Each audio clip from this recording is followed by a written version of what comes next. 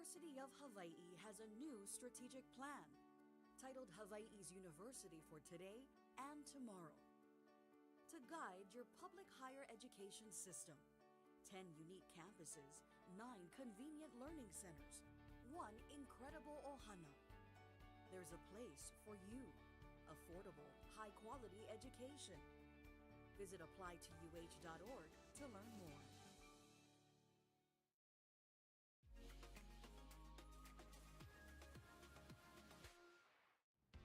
Today on High Now, I'm sitting down with Chris Lowe and Christian Lowe, father and son. Now, Christian is a freshman in the University of Hawaii esports program, which has been gaining popularity over the years. Now, let's first start off with your experience gaming, how you got into it, and why you're so passionate about gaming. So in 2019, I entered my first tournament, and after that, I got a coach who I practiced with about 2 to 3 times a week while entering weekly tournaments. And after that, I became the best in the state in 2020, and I played against high-level players from all over the place, from the United States, France, Mexico, and even Japan.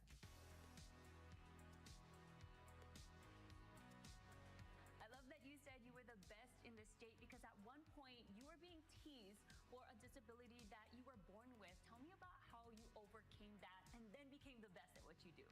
So this is my left hand, and I call this hand small left, which is my gamer tag. And I love that. I used it as something to encourage me to do better than the rest of the normal people. And I feel like that this hand over time has become respected and admired. For sure. I mean, I'm not very good at gaming, but I'm sure I would never, as hard as I try, be as good as you and what you can do. Now, Dad, I gotta ask, you have been supportive from the get-go. Tell me about, that for one, when your son came to you, it's like, I want a game. Like, were you like, whoa, I don't know. At first, I was, oh no, what is this gaming? I didn't understand it, or I didn't believe in it, because before, when he was growing up, he was teased about his left hand. So I put him in regular sports. But then after a while, he's like, Dad, I want to change. I want to go into another journey on my own. So I followed him. That's when he picked esports. And so from 2019, he went into it. And I seen the pros come down. So from then on, I believe that, wow, maybe we have something here. So that's when I decided to get a coach and then have him practice with the coach and at the tournaments, and then soon, #1 in the state. I love that. That's incredible. I'm so glad you were able to overcome those challenges. And before we go, I just have to ask, what is your message for those who might be teased right now, or they're being teased right now for whatever it might be, a disability or not? Do you have a message for them? I feel that you have to do something that can prove them wrong. Everyone has to be good at something. There's something that will spark you in the world. So use that to your advantage. Love that message. Christian and Chris, thank you so much for Hello, everybody. Welcome to the ACC Aloha Collegiate Cup, Season 2. Today, I'm joined with Moba Uninstall. How are you feeling about these games between UHE Esports University Team Y versus Bring the Madness? I'm very excited for these upcoming matches between these two teams. UHBY, they were one of the top leading teams inside of Group A, 3-0 and 6-0. And Bring Out Madness was the second place team inside Group B, 2-1, 4-2. But both these teams was inside of the Season 1 ACC finals as well. So this would be a good rematch between both these teams. Mm-hmm. Yeah, I'm excited to see it. We have the Team Y versus BOM. I know the teams are raring to go straight into the in the lobby there, so I think we'll keep the introduction nice and short. But yeah, I'm looking forward to these games. Pretty much. I think Team Y, they had 9 points here, going undefeated in the round robin. So I'm looking up for a lot of potential coming from them here. Not too sure about a BOM. They did pretty well. Not saying I know the teams too well myself, but I'm excited to see what they bring to the table here. Yeah, definitely. Me too. We do have Melissa banned out first. So they're taking out the marksmans for the side of UHVY. Let's see what Bring On Madness is going to match out for that. They're taking out the Matilda, which is very good since they, if the team don't want, that pressure being put onto them early. Mhm. Okay, Matilda being banned as well. Yeah, this hero, at least from what I know, is absolutely like just way too good in a 5v5 setting. You have this, you basically allow your tank jungler. I think it works best with tank junglers in order to like give them that mobility they need in order to sort of keep up with some pressure. And taking out that hero, I think, is just such a good idea when it comes to these sort of plays. Ooh, Minotaur's gone too. Some vicious CC being taken away from the side of UH Mhm. right Oh now. yeah, So it is two roam bands, one marksman band. I maybe seeing a tank band maybe coming out, like tank jungler, probably a Fredrin Barats. No jungler has been banned out just yet. What do you think, Sapodra? yeah. I mean, just starting off with the Minotaur ban, that's another ban that makes a lot of sense to me. Minotaur, if you look on the stats on the ML website, I was just like, he's like got one of the highest win rates in the entire game. Um, I just feel like it just provides so much space, right? You can't get too near a Minotaur because you can just pop his Minnow Fury, you're gonna get stunned. But he not only provides that, he can also provide that healing, that big amount of healing. Going Favor and Flask, it just makes your team so tanky, man. It feels so impossible to play into. Um, but yeah, I mean, I wouldn't be surprised to see expect some more bans from the roam position. I feel like that's a good place to start off, for sure. And I believe these teams might know each other as well. They played against each other in the last tournament. So we might be seeing some target bans on top of that. Like for example, the Melissa, I think is probably an example. But yeah, Oh and then we yeah, also see the Arlott. definitely, This hero, dude. It's just you just flex it. You either play at XP, you either play at Rome. So it's just a good drafting tool. definitely is. I see the Navaria band out. I don't, I don't really, I don't really see the Navaria band being a very good priority unless it's like a comfort pick from the side of BOM. She's a utility mage. I guess her slow is probably very good. She's decent in late game, but early game is very critical for Navaria. But Yeah. she's banned out, so we won't really have to worry about seeing her. Next ban, I'm pretty surprised that there isn't no jungle bans being happening right now. With Clint being banned Yeah. out, so definitely might be some target bans. I haven't seen Clint being banned out for a pretty long time. Going in for the first pick, Yeah. maybe Tigral's open. See him open. That's some good CC can be picked up. Diggy was not banned out either, so they could lock in Diggy. Mhm. There's a lot of options between these both teams here. Yeah, I feel like the Tiggy matchup is something that you always need to watch out for when picking the Tigreal hero. There is some counterplay that I've sort of realized myself. You can pick a Tigreal onto Diggy, but the catch is that you need to pick some other sort of big CC in your team so that you can bait out that time journey. Because once that's gone, then the Tigreal is ready to flicker in and take it. But here we go, Ari gonna pick up the Nolan here. I know this year has been performing really well in NACT. So I mean, it's a high skill hero, well, sort of, but highly mobile hero for sure, and very hard to catch. And excited to see some cool plays coming on from Ari here. Yeah, definitely is. Nolan, one of my favorite junglers. So yeah, good to see him out here on the play. They do got Yuzong and Carry being picked up inside of BOM though, so they are working with some good damage right now out of BOM. Some bursts Mhm. coming in from Carry and Yuzong. Just in case he can dive into that back line, could possibly find Nolan and whatever marksman is being picked up inside of UH. Mhm. I mean, looking at the draft here, actually, this is like really besides the target bans, for example, the Melissa and the Clint. But outside of that, both teams are actually keeping it very textbook. You've got these big meta heroes coming in. You got the Ruby as well. Yu Zhong and Carrie are both extremely meta. Carrie with this tank build is just so unplayable, man. That hero is way too strong. She is locked in on the Inspire, so might be going full damage. Not too sure about that one, but Yu Zhong definitely a strong pick. Oh, that's an interesting one, actually. Yeah, Masha has been growing in the scene after her buff. Been growing inside the scene. Mm-hmm.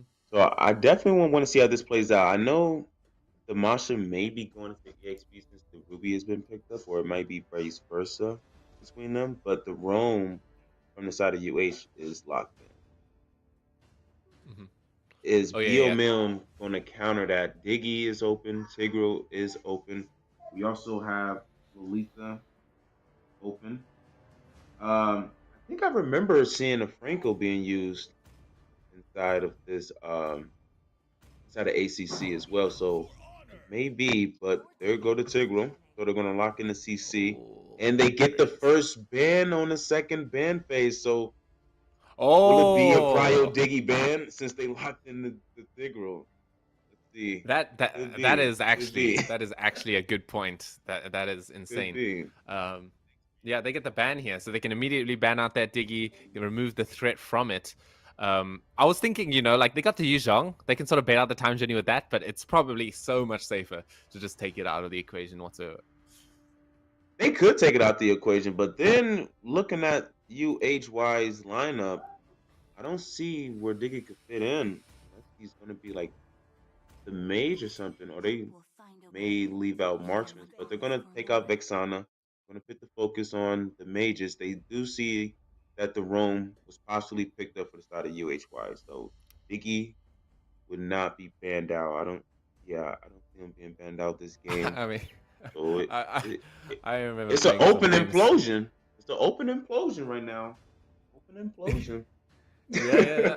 I mean, some late night games with the boys. We bring out the Diggy mid. Just as a joke. I mean, Yeah. sometimes it works, bro. Sometimes it can work. As long as you got a nice roam to clear your mid wave with. Like Ruby's actually not too Yeah. bad with that. I feel like it could work. I Just think a some hinting. couple of patches ago it was efficient. I think a couple of patches ago it was efficient. Still Diggy with damage. Yeah, definitely. The Martyrs is gone, so they're gonna put the targets on some junglers. Take out the Martyrs. I don't really know if BOM uses any tank junglers, but they are open. Rats, Fredrin. Mm-hmm. Yeah, So I'd right like the Fredrin now, here for sure. I think the Fredrin will work really nicely. Nolan and Ruby are not heroes that can do any sort of damage to that hero. Sure, Nolan can if he gets the right items, but it's not easy. I would really like the Fredrin being picked up. It depends on the last two picks, though. I feel like they have access to mage heroes that can kill tanks. So ooh, they ban out the Nana. So Claude is open. No marksman's banned out besides the Clint for the side of BOM. They ban out two mages at the end of their final bans. See what UHY is going to ban out next. yeah, I like the Clint Probably a pick. I mean, Lilia. the Claude pick. I like the Probably a Claude pick a lot. Lilia. Yeah, Claude pick. That would definitely match UHY's lineup. Bring in some good bursts for them, especially with Ruby. She can bring them back with her ult. Mm-hmm. That's good. You use I'm offended and possibly catch the carry. And I wouldn't say use it too good on the Uzong unless he pops off Black Dragon beforehand. They will lock in that Fredrin though. Fairman's Hey, being banned out. hey, man. I mean, we were expecting it. We were expecting it. I think it was just way too good of a pick right now. As I said, they do have access to a few mages that can sort of whittle down his HP. I believe. I don't know how viable Valir is right now, but it looks pretty insane for them here. It's got that CC removal for the Tig to stop implosions as well as burning down the Fred. Ooh, Valir is an you definitely insanely right good about pick. that. You definitely right about that. Valir. Valir would be a good matchup. Be a good matchup for them. But I haven't been seeing too much Valir. Oh my god. Okay. There we go. Okay. Speaking them up. Hawaii uses Valir. Let's see it. It'll be nice. And that was Nice. another hero I was thinking about, was this Natan, right? They're really heavy on physical Yeah. damage coming in from Team Y, and they sort of needed that additional magic damage, and Natan fixes that. Oh, and there's another spicy pick for us. They're going to see the Odette coming out. I mean, they have minimal knockup, but oh wait, they don't have any knockups. So, once this Odette pops the Swan song, she's just going to be singing, bro. Oh, yeah. Candy, I'm offended. Break the Swan song or no? No. It's not a knockup. It's not a knockup.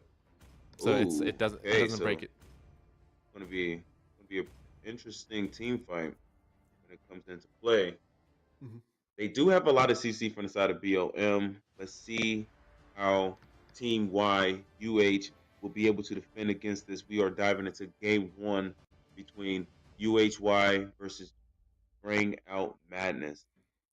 Mm-hmm. Practically a rematch between season 1 entering season 2. So let's see who's going to secure this first game.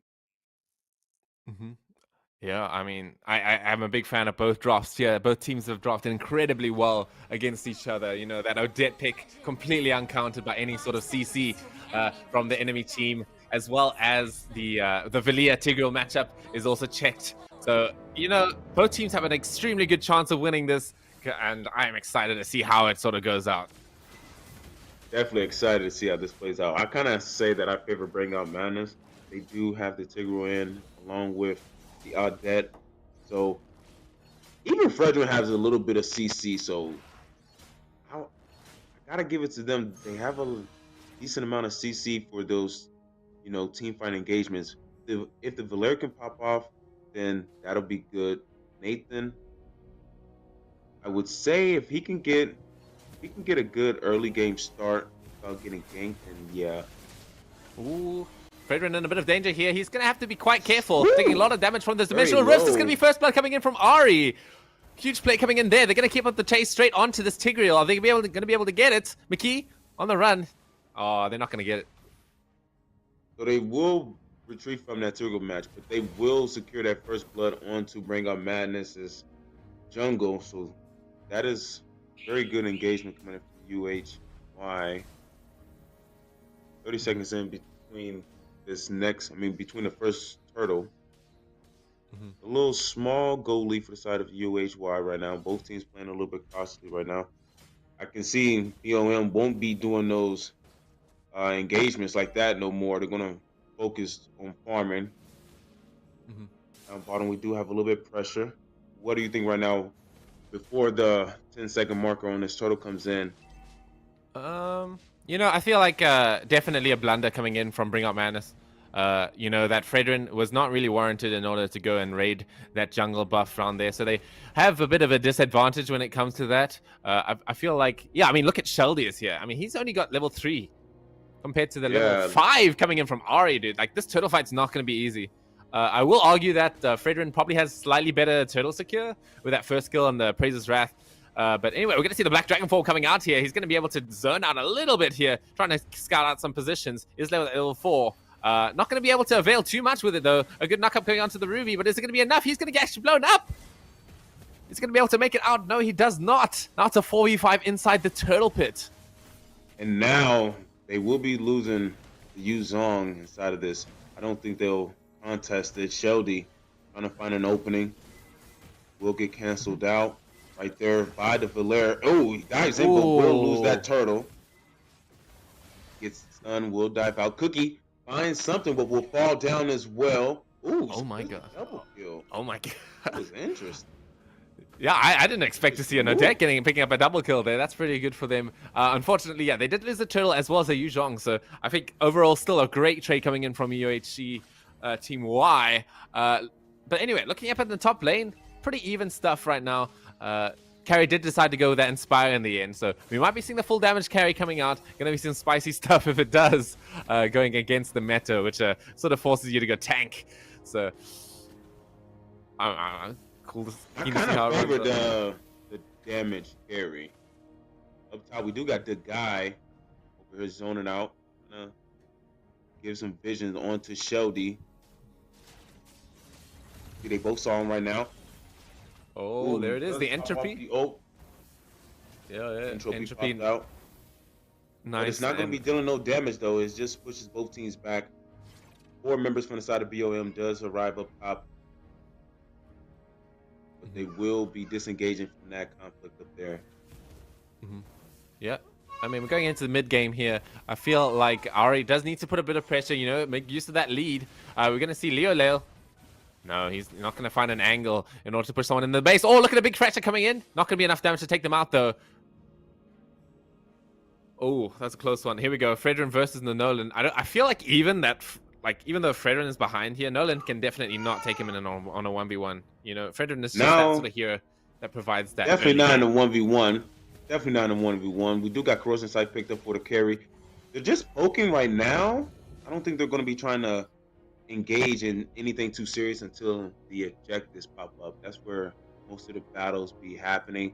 2K gold lead for the side of UHEY, so that's pretty decent as they come into the second hurdle. We got Sheldy starting it up right now. Okay, here it is. We're going to see the taunt coming in onto Ari. Is he going to be able to make it? Here comes the implosion. It might be able to get him down. For once, he will. He'll finally fall down. There's the Netherrealm. Oh, no, excuse me. That's not Netherrealm. That is a Swan Song. Getting the double kill on to McKee. And now, UHEY are actually in not a great position. And BOM should be able to secure the turtle for themselves. Canyon is sort of doing his best to sort of zone out the area. But he shouldn't. I don't think he's going to be able to get the snipe here. We're going to see D-Guy coming in. Maybe going to be able to interact with him just a little bit. Maybe get that cool secure. No, the Retribution comes out. We're going to see big damage coming in from it. No. But that's a big play coming out from Bring Out the Madness. Yeah, definitely a good play. They nearly almost equalize it. They bring it down from the thousands to the hundreds in the goal lead. That was a beautiful set coming in from Leo with the implosion. So that was good. Allowed the team Bring Out Madness to secure that second turtle. So now they're even 1-1 on the turtles. 3 and 4 on the kill score right now. See, maybe an engagement in the mid lane. Cookie first down, but pops off. Swan Song saves Cookie. Brings in that extra shield. Top lane though, Seth. Have the pop of the entropy. D-Guy, he's going to come in. He's going to get hit by the implosion. We're going to see Ari going in as well. He gets a kill onto Leoleo. You may be looking for more onto Jadil, or Jadi, excuse me. But not going to be able to get another kill up there, but a really good reaction from UHEY. Beautiful reaction. That implosion, I don't know if it wasn't a good set or if it was like bad positioning, but it didn't play out as good as Leo expected it to do up there in that top lane engagement.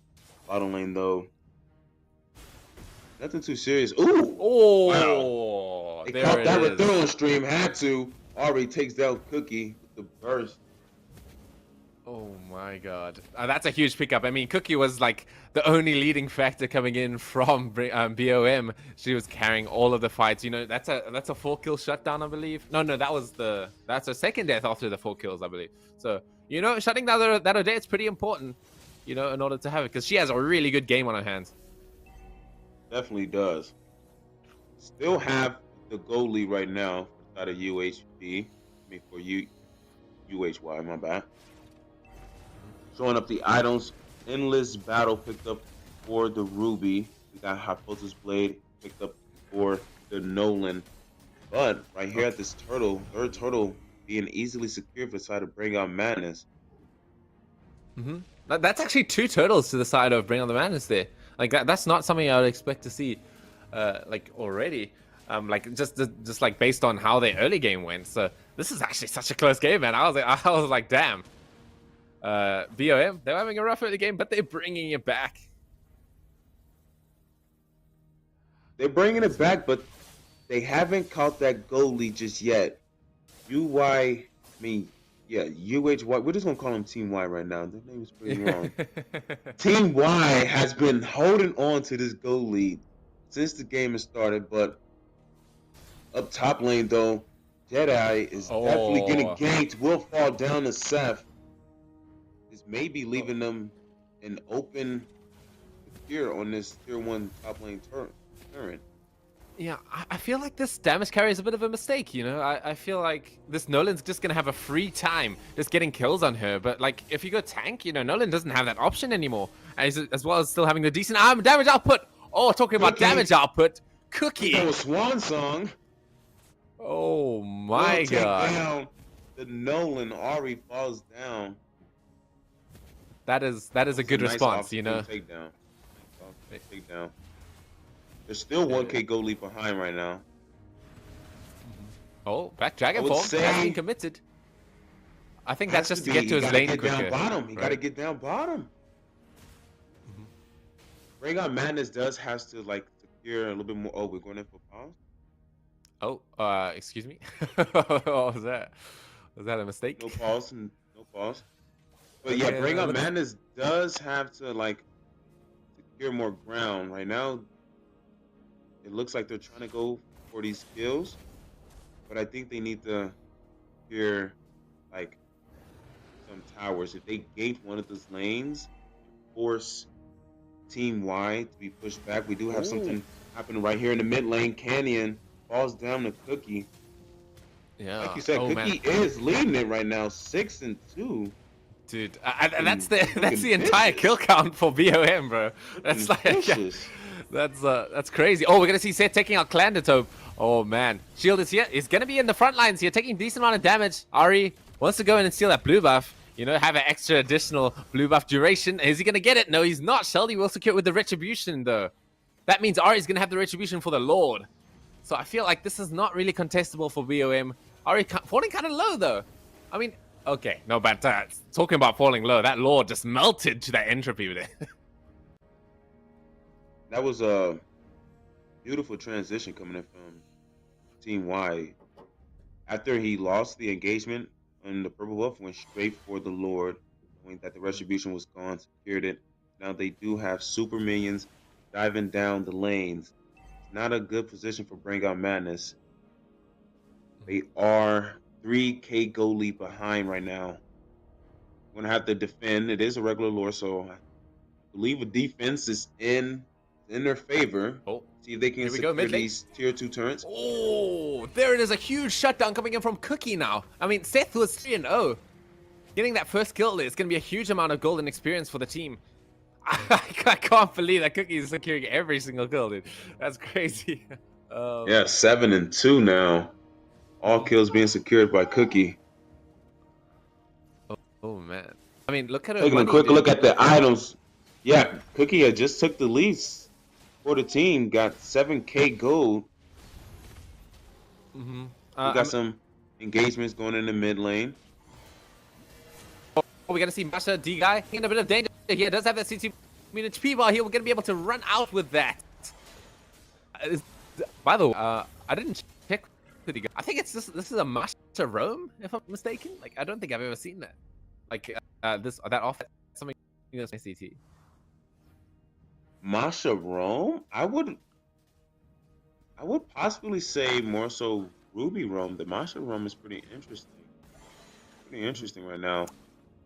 I could be wrong. I would say in the NACT, I think Masha was being ran in EXP lane more so. Can you quickly pull up the scoreboard here at the top there, gun? Oh yeah. It's a Masha Rome, bro. Like look at Masha Rome. Ooh, that's nice. Okay, we're gonna see a 1-for-1 trade here, but it's gonna go to the side of Team Y. They're gonna be able to get the bottom tower. But wait, it's not only a Masha Rome, it's a damage Masha. Masha Rome with damage. Cookie though will not be able to escape. Oh. You can see R does find Cookie, takes him off the map. Right now, it is a lot of pressure being enforced by Team Y. No turns have been taken down from their side. Right now, they do have BOM kind of tucked between their tier 2 turret. Yeah, I mean, this game they can gain any open ground. I mean, this game is literally just Cookie versus Ari, dude. It's what it feels like, you know. These two have been at each other's necks the whole game. 1-for-1 trades back and forth. I feel like Cookie is in the better position between the matchup between Odette and Nolan, just because, you know, once that Swan Song pops, it's that extra tankiness from the shield that Nolan can't really get through that easily, as well as the insane damage output from the Swan Song as well. it's hard to play in. So he needs to go in when she does not have that ulti. Definitely does. We do got the guy up top zoning out real quick. Team Y will secure that Lord uncontested. I would say, even though I want to say Jedi is 0-1, I think as we are entering late game, Jedi picking up some of the items needed. I think damage carry could possibly pop off. They're not that far behind in gold, even though it's not that much in their favor. It's looking like almost a 6K gold lead for the side of Team Y. Oh, Got the Lord marching down. Will take down that my. inhibitor turret. So that Yeah, is I mean, one gone. that Lord, it got what it needed to do. It charged that tower. They're going to be able to crack the shell of the enemy base with it. Oh, a big kill coming in. They're going to be able to catch Clantadope. I mean, that's a high ground tool that you kind of need, because now I feel like they can just get this middle tower quite nice and easily. Oh, I feel Cookie wants to go in. Swan Song.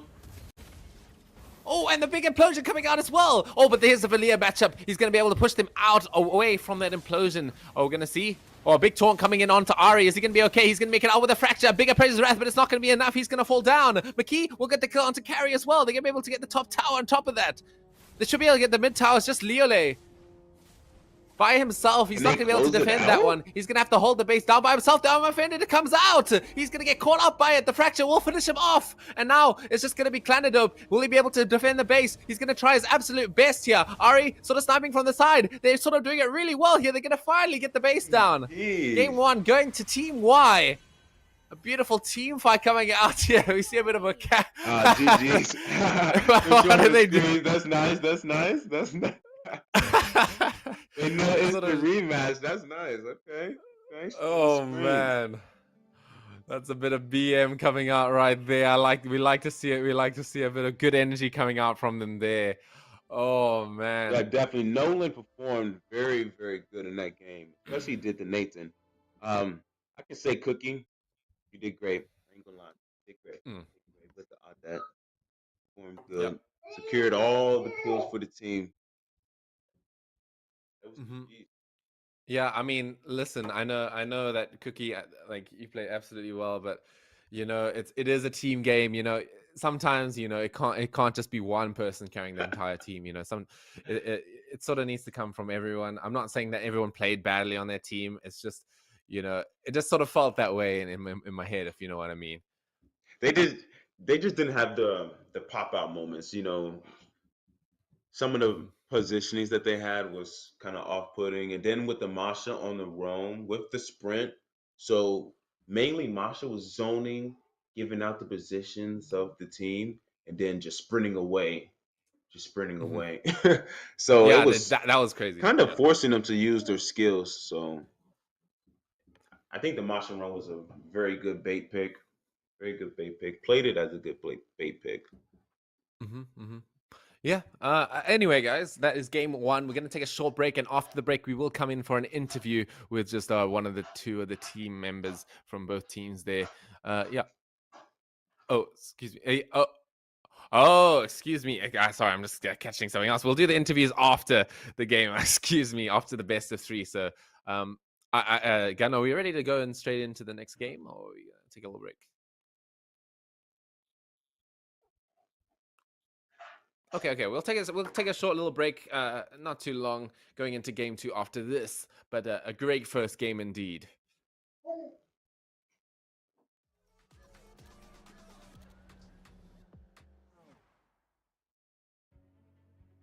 From the tranquil shores of Marianas, where nature's beauty meets tradition, a new force awakens. On these islands, where tales of old have been told, a new legend is about to unfold. For the first time in history, the Marianas enters the arena of Mobile Legends Bang Bang, where heroes clash and champions rise.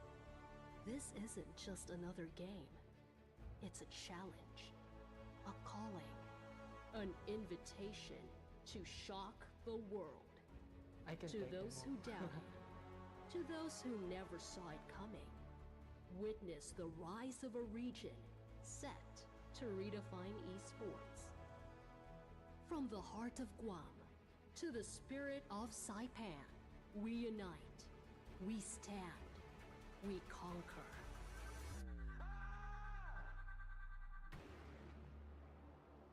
And as this inaugural season dawns, remember our name, the Marianas, where legends are born, where the world's best esports players emerge from the shadows to claim the spotlight.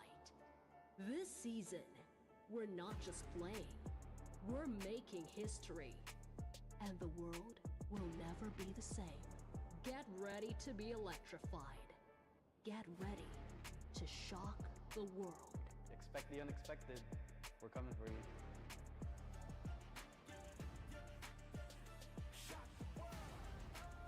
I'm confident that I'm the best tank in Guam.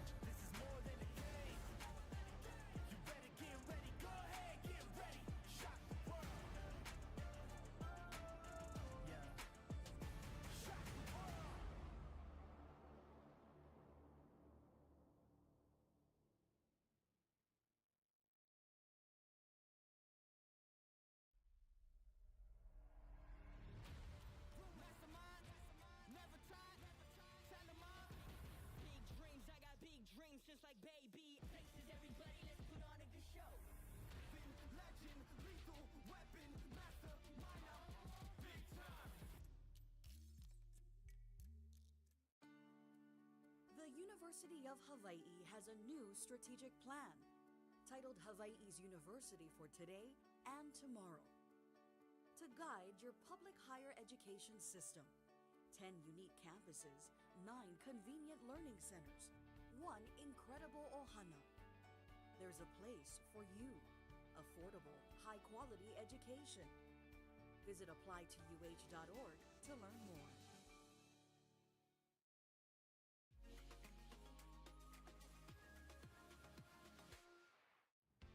Today on High Now, I'm sitting down with Chris Lowe and Christian Lowe, father and son.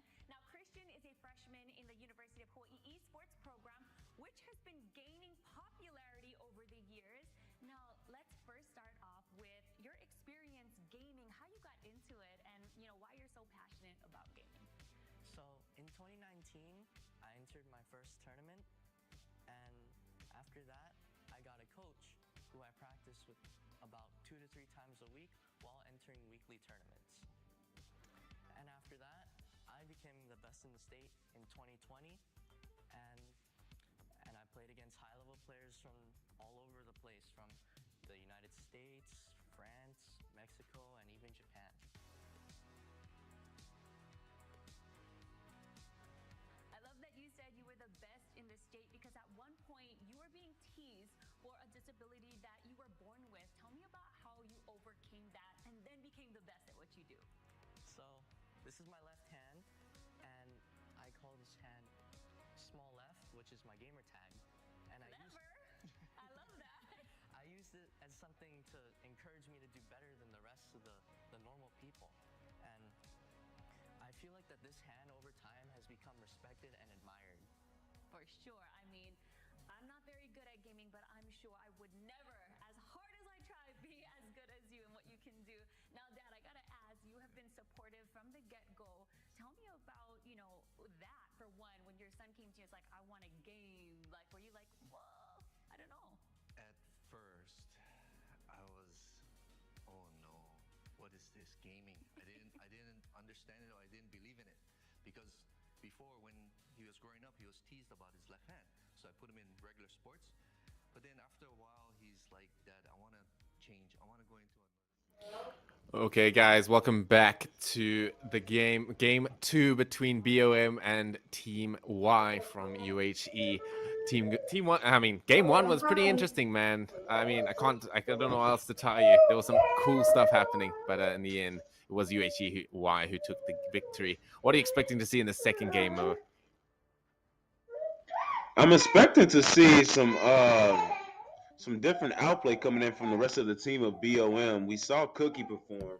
I kind of want to see how the rest of the team perform.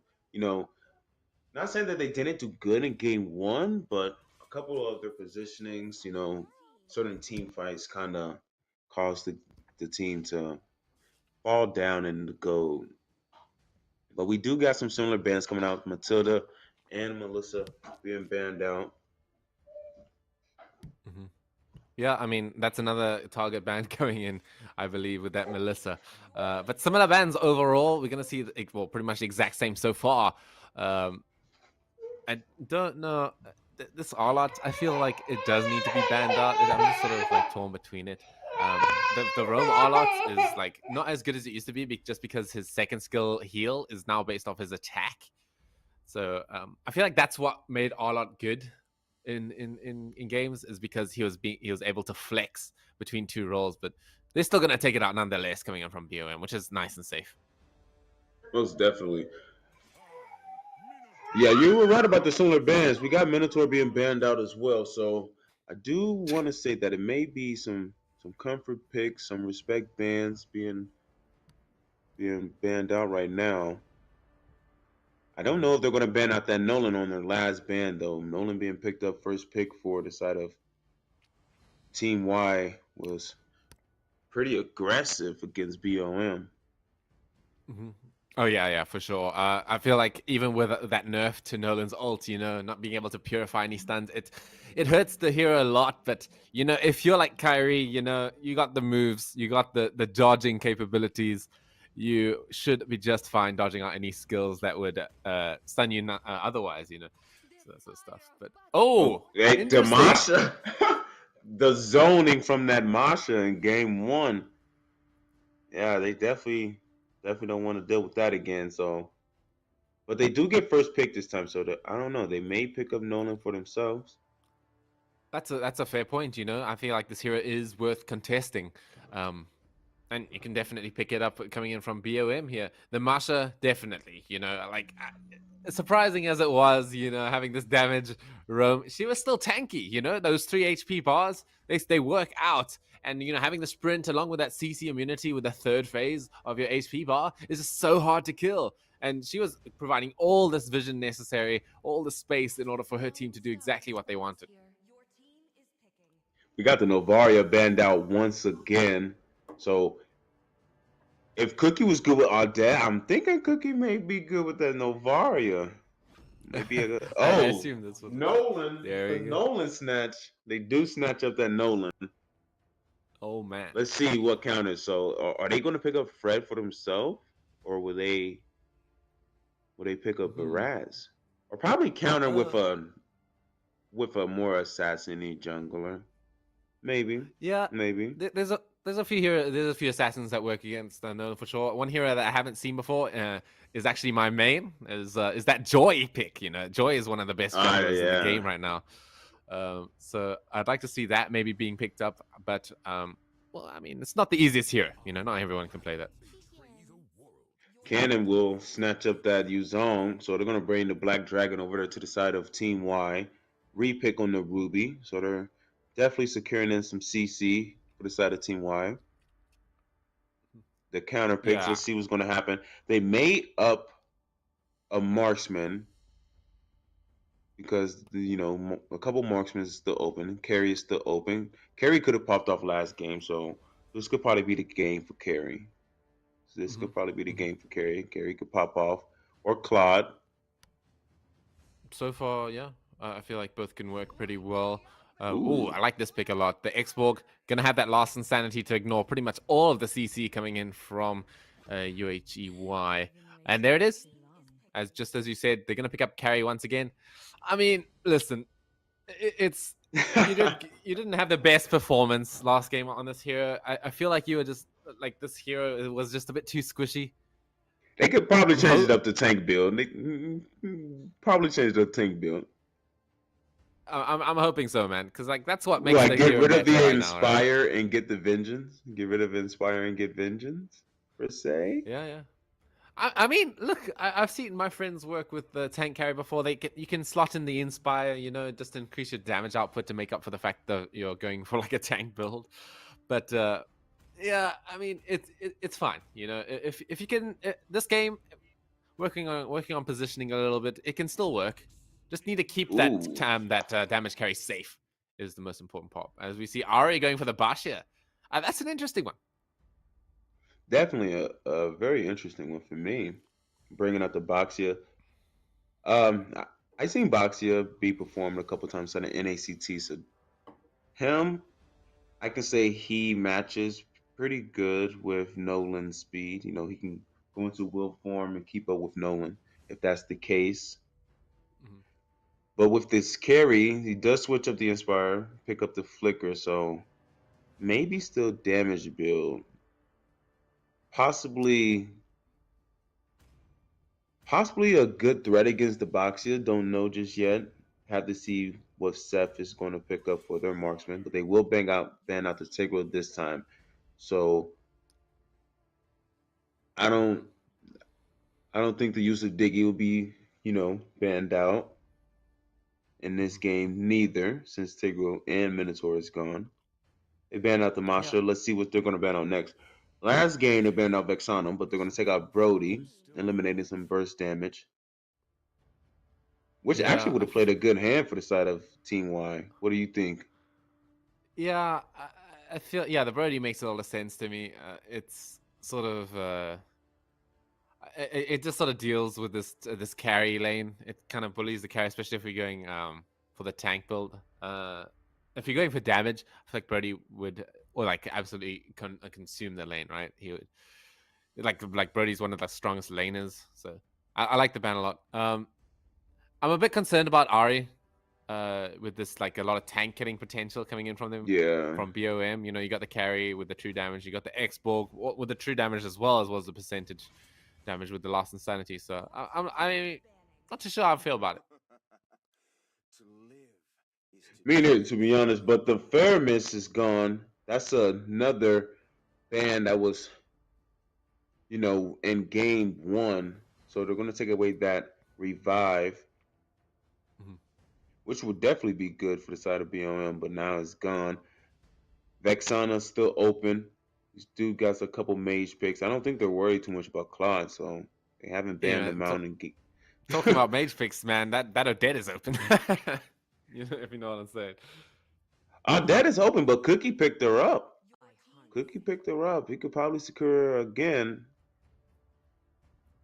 They banned out the Valentina. Okay, I guess that was for the last insanity. I don't see another Yeah, oak that yeah, was. Yeah, yeah. I don't Oh, see dude, another this is oak this that was respectable for that. So they this banned out the this is what Valentina. this is what one of my good friends does. He instead of the flicker on the Xbox, they take the sprint, dude. it's Sprint on the it's kind Xborg. it's kind of funny, you know. You pop the sprint, you pop the lost insanity, and you're just flying around the speed of light, dude. It's kind of funny. Oh, okay, okay. Seth picking Well, up the Benedetta. Are we seeing a no marksman? Lilia. Now I wanted Lilia last game for Cookie, but Adet did good. Let's see how Lilia does. no, I think they can And still for fit in the marksman Leo, here. They don't have you any think magic they damage outside the can? Bashir, though. I guess is the point. Um, I Ooh, guess Grok needs no protection. Bringing out the wild charge, Grok on Leo. I like this pick a lot. I think this pick makes so much sense. It Yeah, it just does. I definitely mean, does. it has that CC immunity which they need desperately versus this Ruby, as well as this Yuzhong. It sort of makes a lot of space, just in the same way that Masha does. You know, it's this hard to kill roam with a decent amount of damage. It's so I really like it.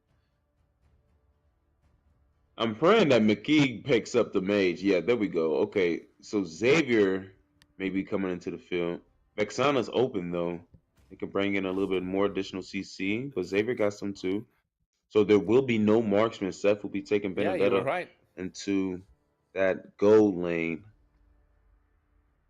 because I'm Mhm. pretty sure that's a Ruby going into the Rome since that's the guy on the Ruby this time. Mhm. Yeah, I don't see anything other than like the Benedetta going gold. So it'll be the matchup between the Benedetta and the carry.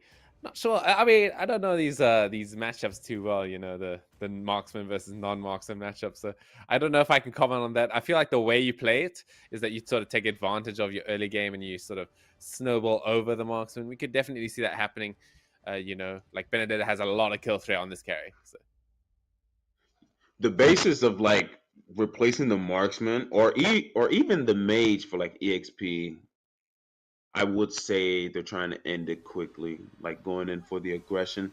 Diving into game two right now, we do have the 5 unique seconds till the EXP ring going enters in the to the battle. marksman for the side of Team Y, facing off against Bring Out Madness.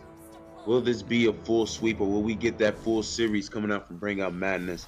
Let's see. Now, yeah, how do you so, feel about this? This game right here, man. Which yeah. lineup do you favor most? Do do I favor? I mean, this Benedetta is pretty interesting. Not sure how I feel about it. Yeah, I mean, sure. I think it's I'm favoring team UHEY, right? Because they can sort of snowball with it. They're not going to be able to win the late game that easily versus the carry, I believe. So they should be able to do just fine. And I really like this Grok pick as this Grok pick. It should be able to sort of help BOM a bit, but overall, yeah, I'd say Team Y has my favor. Definitely can feel you on that. They are engaging pretty good early right now. But as you can see, Bring Out Madness, they're keeping it slightly close with the gold. Yeah. Nothing too serious right now. Yeah, I mean, this early game, they sort of know each other's limits here. Except Canyon doesn't know his limits, apparently. He's going to get ganked a little bit here. He should be able to make it out nice and safe. He will. Oh, the tower dive.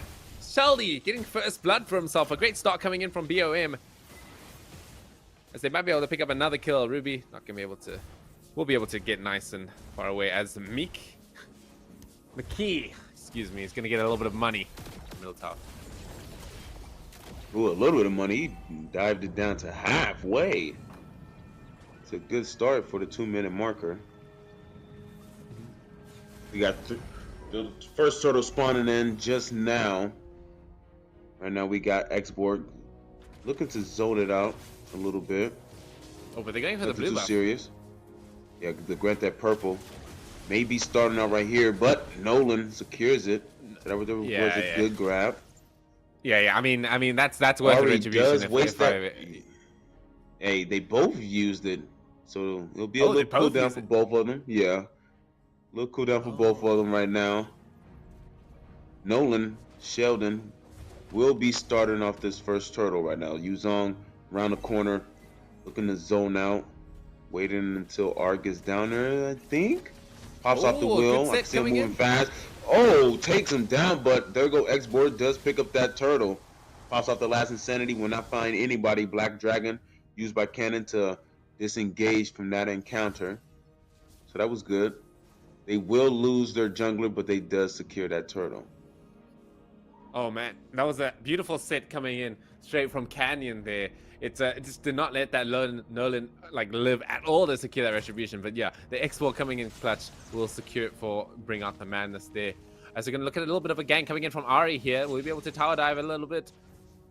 Sort of just Bakugan brawling sort of near there. We'll be able to hit a target there. They was keeping it close inside the, first 2 minutes, but right now Team Y snatching a small 300 gold lead right now. We got the Enchanted Talisman picked up for McKee. That right there should bring in some cooldown reduction for his ultimate and rest of the skills. Not enough damage though. Yeah, D guy. Shelly is low. Will be taken down by Seth. That was a beautiful steal right there. Able to give Ari that purple buff. That grant that purple was pretty strong. Good engagement coming in from Team Y. So they are applying that pressure that is needed for them right now inside this early game, since they do lack that gold lane marksman. But the pressure is good. Pressure is good. Pressure is definitely good. That's exactly what they need to do. They have to keep up the pressure, just because I said no marksman. The late game a bit weird, especially with Ari. Like late game, I feel like Bashas always just end up being like just a damage sponge in the late game. So he needs to keep up the pressure. It's just as they're doing right now. As we're going to see the turtle spawning up here. Sheldy in position to try and take it down. That is... Oh, look at those items, dude. There's like 4 warrior boots coming in from BOM. They do not want to take any physical damage. Got the war axe picked up for export though, so that is good for him to get some more, revamp, build up some HP. As we can see, mid lane getting game. Black shoes popped up, but won't be enough to heal. Cookie will fall down to R. So that's a mage gone. Black Dragon popped out by Canyon, zoning out right now. What can Leo do? Will he pop off the wild charge? He's very low right now. May need it to escape. Will use it for that. Leaving out the second turtle open for the side of Team Y. Sheldy, he might be able to get the steal here. No, Ari does get the retribution, and Sheldy's gonna have to pay for it. Oh man, that is not a good trade for Bring Out the Madness here. 2 for 1 basically with the turtle. As well as a blue buff maybe as well on top of that. I mean, if they lose this blue buff, it's gonna start looking really rough for Sheldy's game. Okay, he built up the wall, but will fall down. Leo taken down. Nate looking like they will secure this purple buff as well. Definitely putting in a big stop sign onto the farm rate of Sheldy on this Nolan right now. 1 and 3. I mean, Ari's making all the space for his team here. He's frontlining, he's making plays with that ball. And he's 3 and 0 right now as well. Got the Radiant Armor picked up. He's not dying to any magic damage. I'll tell you that. So it's not looking easy for BOM at the moment. Definitely not. Right now, BOM, I would say they probably need to play around the carry. Carry hasn't popped off just yet. 0 and 0 right now. But with the right zones, they could possibly turn this game around. Leo does need to be more around the team. Like, if he's going to go for a zone, like kind of like this one, does need the rest of the team members behind him to be able to get an efficient one off to take down one of the members. Like right now, we got Team Y diving down, looking to secure a kill onto Cookie, but Cookie joined up with the rest of Bring Out Madness. Cookie, you're gonna have to pop shoes a little bit early. Shoes. A little early though. Wasn't enough damage being inputted. Nice, I'm offended. Nice, I'm offended. Won't be enough though. I think it would be best if both teams disengaged. They used up a lot of skills. Turtle has just spawned in. Yeah, the turtle is spawned up here. They're probably gonna be able to secure it from Team Y here. I mean, look at that level difference between Ari and Sheldy. It's a 2-level thing. So even if Sheldy pops up there, he's still not going to be able to have a good chance of securing it. In fact, it's Clantido with a higher level than his jungler, surprisingly. So, but a big kill coming on onto McKee. They're maybe going to be able to get Ari as well. They're going to be finally able to shut down this Basha. It'd be a huge kill for them. Is he going to be able to make it out? Yes, he will. He won't. I mean, this could be a Lord for Team BOM. Has just been spawned in for the, Turtle transformed to the Lord. Nice takedown onto the box here. That's leaving it open, Lord, for Bring Out Madness. Seth looking to dive in, contesting this Lord. The big race side from Xavier. Seth with the double kill. Was trying to go for the triple, but gets shut down by Jedi. Looks like both teams will disengage from this turtle, and I would say that right there was a good engagement coming in from Seth. They canceled that Lord. They canceled that Lord engagement. That was good. It was good. Yeah, dude. That, I mean, Seth, very well played there. It was a nice sacrifice. And then went down, stopping the Lord, dude. Like, he actually just made all the space necessary in order to shut down that advantage that Bring Out the Madness was sort of generating for themselves. They were starting to, make some plays, getting the big kill onto Ari, but then immediately shut down by Seth. Yeah, most definitely. And now the favor is back into Team Y. They got the ground around this Lord. BOM looking to add in their footprints. Leo trying to find an opening, pops off the wall. Nothing too serious. The wheel is popped out now. Looking like it's going to collide into Nolan. Oh, there it is. We're Still going to see the looking dawning for it? light. It's going to be off the mark. Leo on the front lines here. He needs to be quite careful. He's going to get knocked up. He's going to get taken down. Trying to use it to get away. Oh, man. That should be a free lord, right? They need that grok to sort of secure and make space in order to take down this lord. I mean, now it's a 2-level difference between the junglers still. And Sheldy, I don't think he's going to be able to steal this one that safely. He's going to maybe attempt it. Definitely attempting it, but I think it's best if they just let the first lord, go to the side of Team Y and just focus on the defense for now. Ari, he needs to be careful. That lord was strong. Lord was pretty strong right there. Oh, Electo comes in, coming in from Seth. He's going to try and get the kill, but he's actually going to fall down to Clantidope. Sheldy in a bit of a weird position here. No blue buff to work with. Needs to be quite careful. But that lord almost took down Ari, did. That would have been a bit awkward. A very powerful lord, but let's see how powerful the lord is going to be marching down for the side of Team Y very soon. Bring Out Madness will be on the defense against the lord and some super minions. Let's see if they can defend their final standing tier 2 turrets.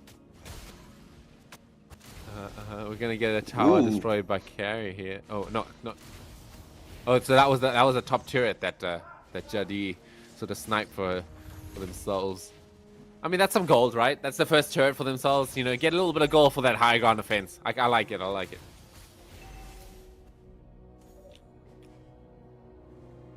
Let's see if they can find like an opening on one of the members, though. I like how Team Y is staying, though. You see 2 down bottom and kind of like 3 up top. If you look at how they're kind of coordinated, Ruby is still close to connect with Ari and Seth to join in for a team fight, and maybe one down in the mid lane. Ooh, they find Seth. Oh, nothing too big on Seth just yet. Okay, it is that carry versus lord thing. Carry can shred through that HP, so the lord not going to be able to accomplish too much for themselves.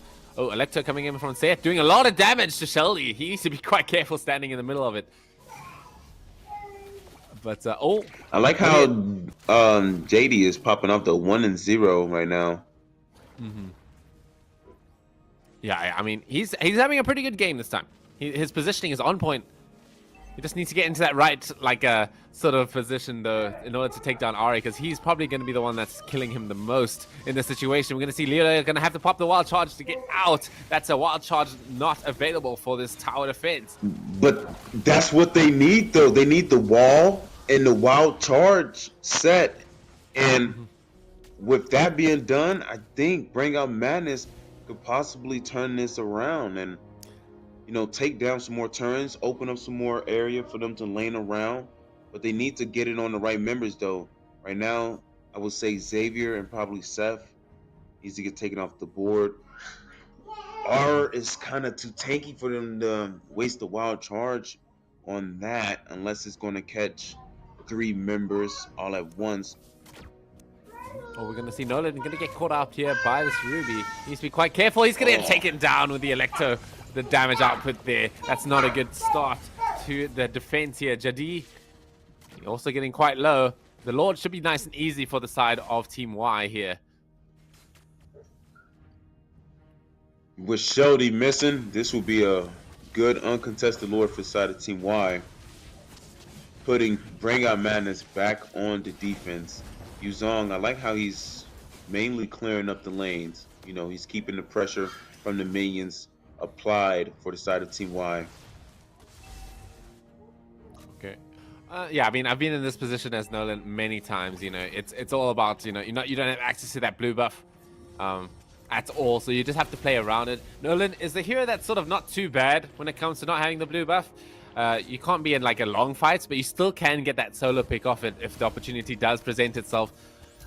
Although looking at this game, he doesn't have the easiest targets to kill. The Benedetta is hard to catch. The Xavier, he's got these 3 big bodies in front of him, keeping him nice and safe. So it's not easy for Sheldy to play. Most definitely not. 0, 1, and 5 on the Xavier, so he's definitely applying some good assistance to his team.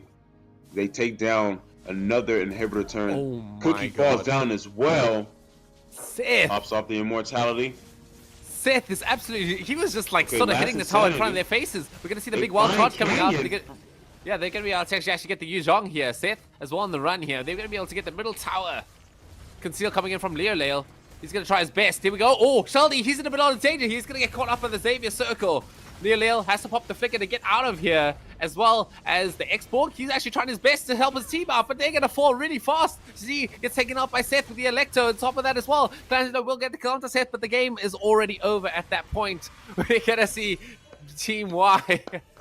I mean, just and 2-0 Team Y sweep. does it again. They take it. 2-0.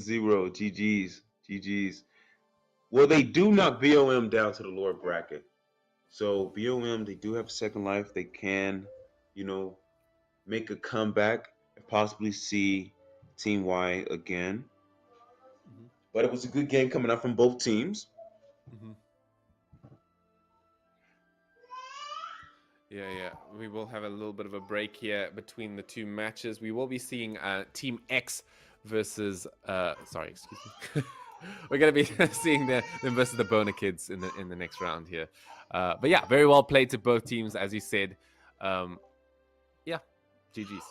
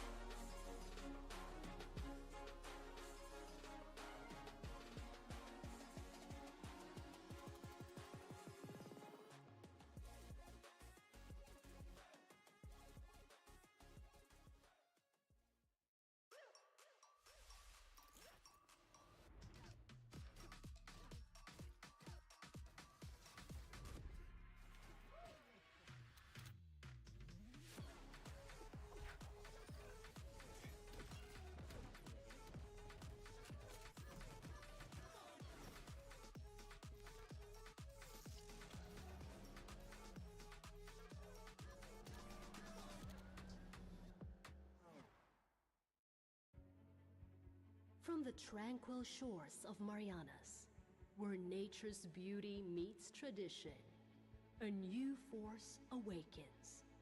On these islands, where tales of old have been told, a new legend is about to unfold. For the first time in history, the Marianas enters the arena of Mobile Legends Bang Bang, where heroes clash and champions rise. This isn't just another game. Hey guys, welcome back to the game. We're gonna have a little interview with our winners here. Congratulations to all of you guys, Team Y, for winning the series between you guys and BOM. How are you guys feeling after that one? Feeling good, yeah. Feeling great. Yes. Okay. I do have a few, just one or two questions for you, as well as a MOBA with me here. My first question is, what is happening with your guys' interesting picks here? I mean, game one, you brought the Masharone with the damage. I was interested to see that. And then game two, you had no marksman. You had that Benedetta. There's some cool stuff that I saw. So what was the sort of game plan around those picks? I've been trying to push for the Masha pick for I think a few games now, and it's been working. And I think it's pretty good. I think especially into tank jungles. And so we decided to just go for it and see how it goes. We played it in the group stage one time and it worked out pretty well. And so we've been trying to just play around with it. It's quite different from what I'm used to playing, but it's never too late to learn new things. And as for the Benedetta, I think Austin here, he's like right here. I'm not sure if you guys can see him. Oh yeah, he can go ahead and explain it. Yeah, I've been trying to get them to let me play the Benedetta for about the whole tournament, but I finally convinced them, and I think Benedetta's just pretty good right now. Like if you do it, I can sort of hear you. No.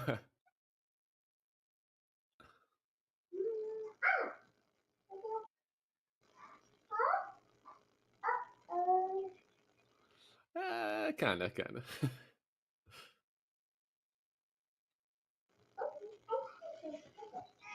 Yeah, that sounds a bit better, yeah.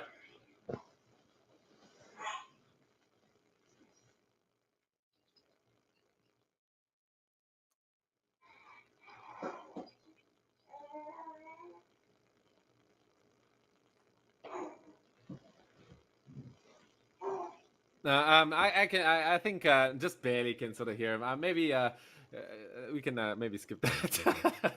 Sorry. Yeah, that would work.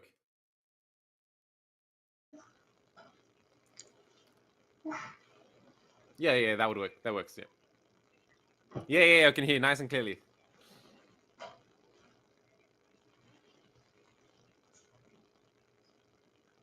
All right. Oh yeah. Oh my god. Okay. Sorry. I just realized that Discord doesn't come in on stream. But so basically, what Austin did say was that he did he asked his team to play it, and they finally let him do it. He was looking for it for a while. Yeah, and it did absolutely amazing. Very well played to you. You did some cool plays, especially by that tower dive there. So thank you very much. Anyway, looking for MOBA. You got any questions for them? Oh yeah, great victory from you guys. It was a nice, beautiful 2-0 sweep. I remember seeing you guys inside of season 1, where you guys faced off against Bring Up Madness in that previous season. So that was good. You guys took the win again. I wanted to ask, how confident do you guys feel inside of season 2 right now?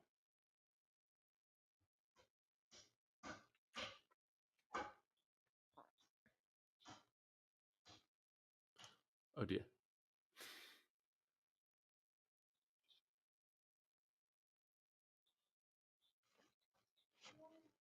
I can hear them.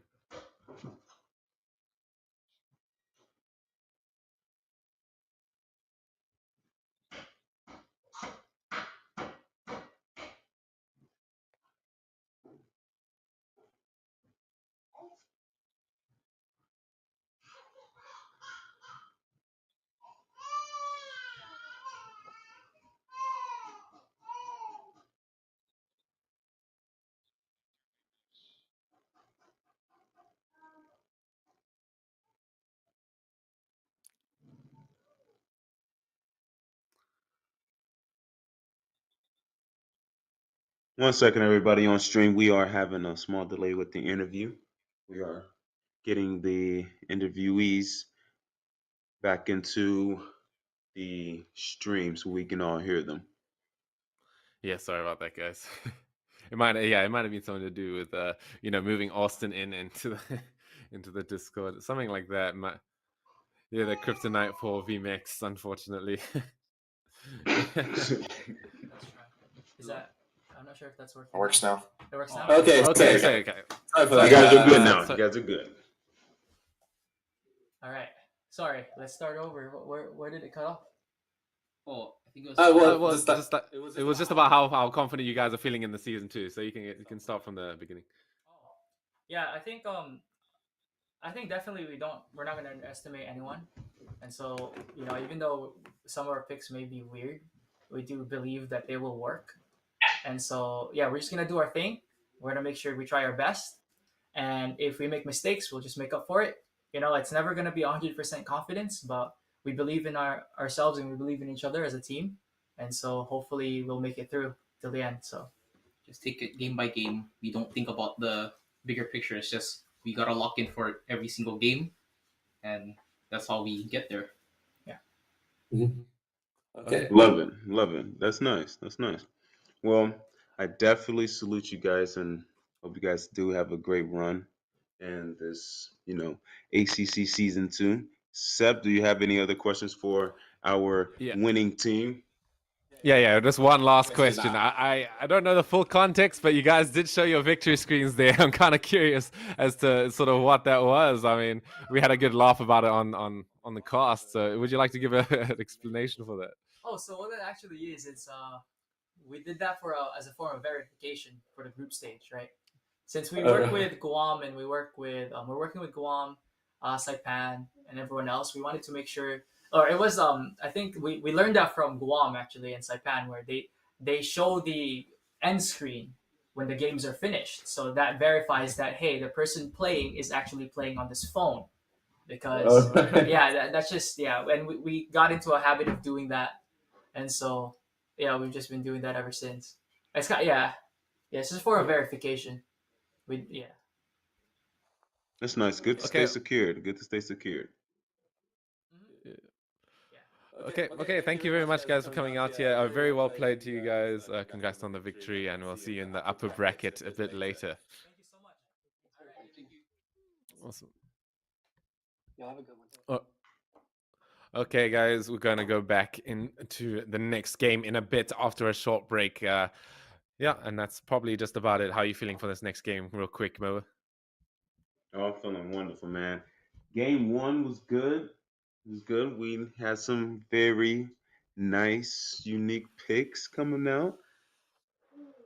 Wanting to see what else, the ACC meta has in store for us. So that's pretty. I'm awaiting that.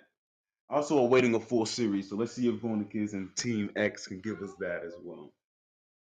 Mm-hmm. Yeah, no, for sure. Yeah, I mean, I'm excited to see if there's any inspiration from Team Y that Team X might have to sort of give, as well as Bona Kids. I'm hoping to see some cool stuff as well.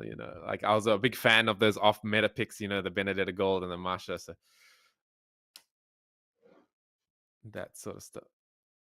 But yeah, I think that'll be about it. I think we'll go into the break here between the next games. So we'll see you guys for then. Stay tuned.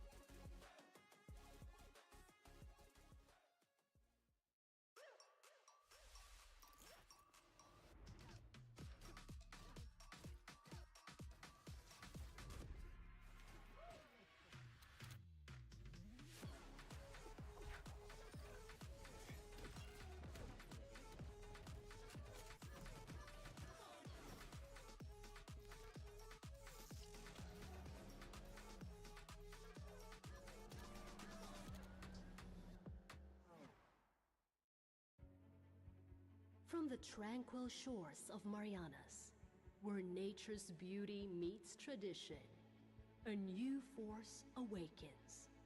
On Watch your these islands, where tales of old have been told, a new legend is about to unfold. For the first time in history, the Marianas enters the arena of Mobile Legends Bang Bang, where heroes clash and champions rise. This isn't just another game. It's a challenge, a calling, an invitation to shock the world. I can To take those them who all. doubted, to those who never saw it coming, witness the rise of a region set to redefine esports. From the heart of Guam to the spirit of Saipan, we unite, we stand, we conquer.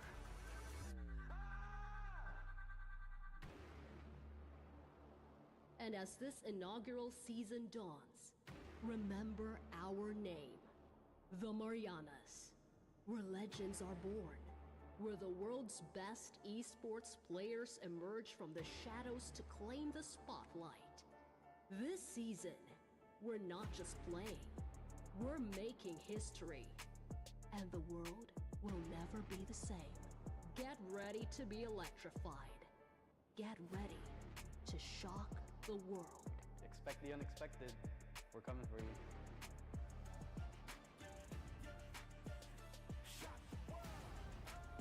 I'm confident that I'm the best tank in Guam.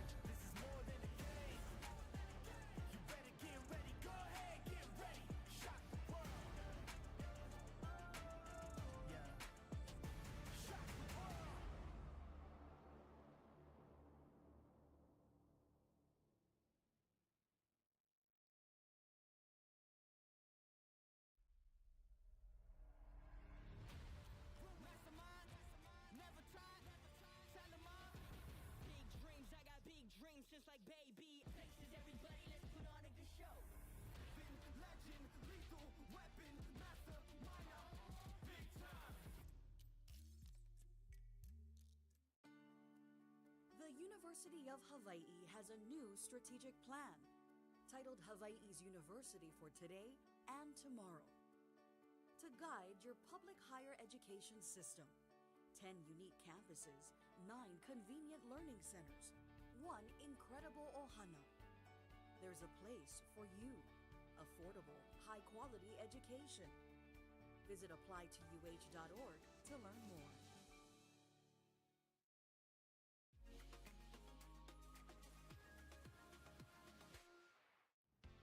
Today on High Now, I'm sitting down with Chris Lowe and Christian Lowe, father and son. Now, Christian is a freshman in the University of Hawaii esports program, which has been gaining popularity over the years. Now, let's first start off with your experience gaming, how you got into it, and why you're so passionate about gaming. So in 2019, I entered my first tournament, and after that, I got a coach who I practiced with about 2 to 3 times a week while entering weekly tournaments.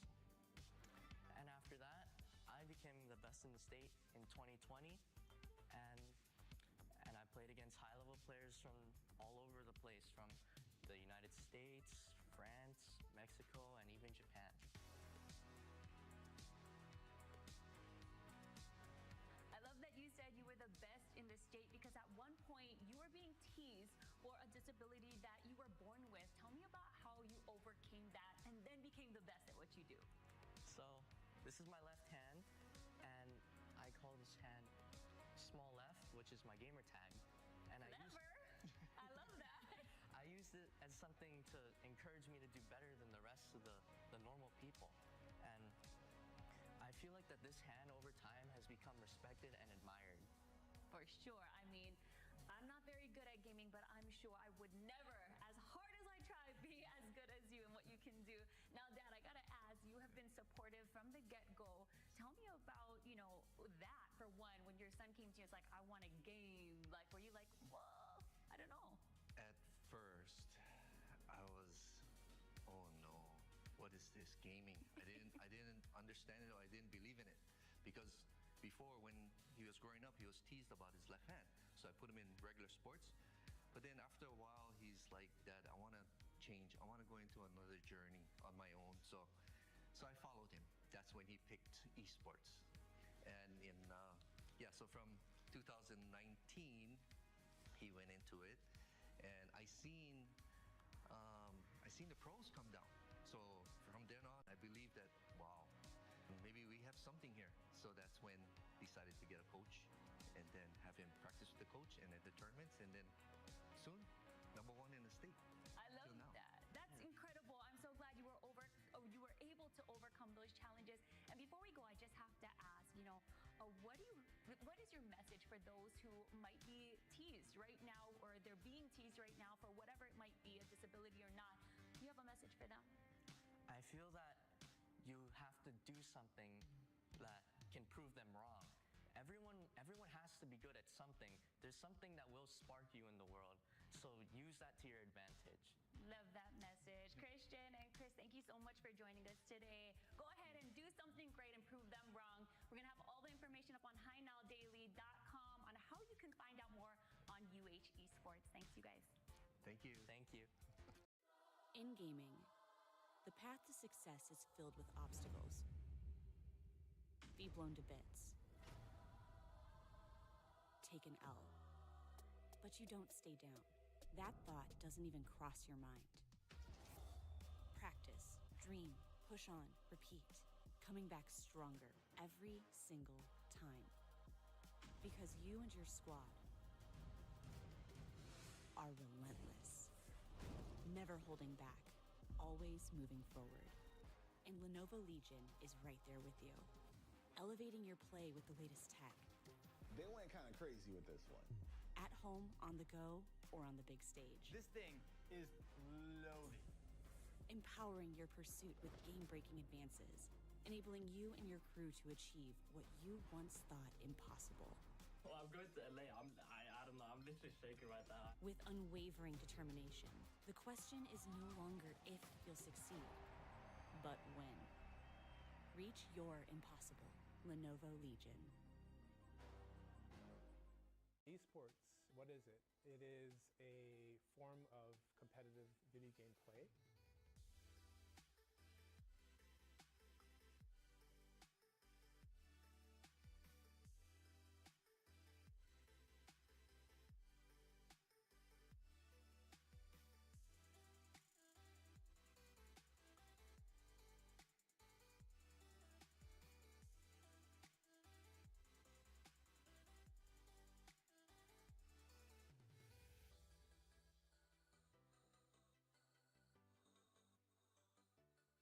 It is a term that is sort of unusual because for a very long time people would play games competitively, but they would not necessarily call it esports.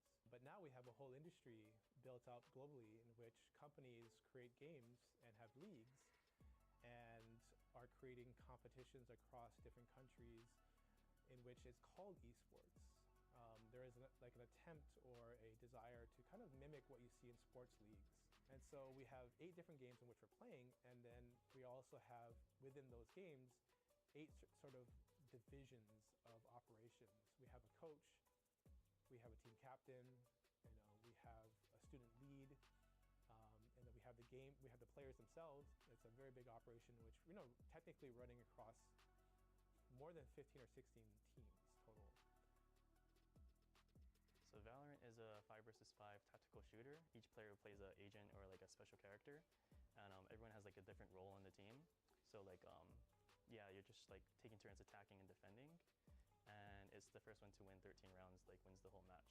But it's a very technical kind of game. A lot of precision and a lot of like having to think outside the box and like working the entire game, the entire map, because it's not really just like all about like a one-on-one kind of like shooter kind of thing, but there's a really big team aspect to it. So as a player, we get together pretty much 2 times a week, maybe more than that, mostly because we like each other. I think it's a good community aspect that we all get together and hang out. Sometimes it can feel divided from game to game, but when you're put together, everyone really comes together. It's all constructive. A lot of it is, you learn from other people, since everyone here is level. I'm not the greatest. I'm just a competitor. I love competing, so I like learning from other people, and a lot of that will come from either Keelan, my coach, or other players on my team. So as the head coach, we assess players' skills based on their decisions made in the game. We also look at their communication abilities, how they communicate to their teammates on how they want to solve different problems in the game. And we also look at their attitude, make sure they're a friendly player. We just try to keep it a friendly environment. And then during the season, we'll compete in games, and in between the games, I'll talk to the team, discuss strategy in terms of characters that we want to choose, and also different strategies that we might look at in terms of how we're going to beat the opponents we're playing. Yeah, they've all been like very inclusive for the team. Like we're all working together, like new strategies, like giving each other tips. Like we're like saying like, oh, you could try this thing. Like, oh yeah, I'll try that. And like we're helping out each other during the practices. It's yeah, they're always super cool, super friendly. I like all of them. Yeah, it's definitely like being a team player, like learning how to like work as a team, but also like being able to like put in input because like it's everyone like has their own special like thing on the team. So like we're all trying to like put in input, like, oh, I could do this, or you could help me do this, and like it's just all working together like to make like a good strategy, a good plan to like win games, win matches. There are actually a lot of similarities, I think, that esport athletes have with traditional athletes. We have the same amount of practices, we have to learn certain skill sets, we have to learn how to communicate. That's all the exact same as a conventional sport or traditional sport.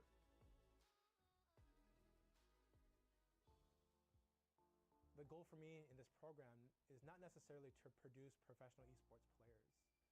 Again, it's wonderful if we have them, right? Because that's a lifestyle that many students would like to have.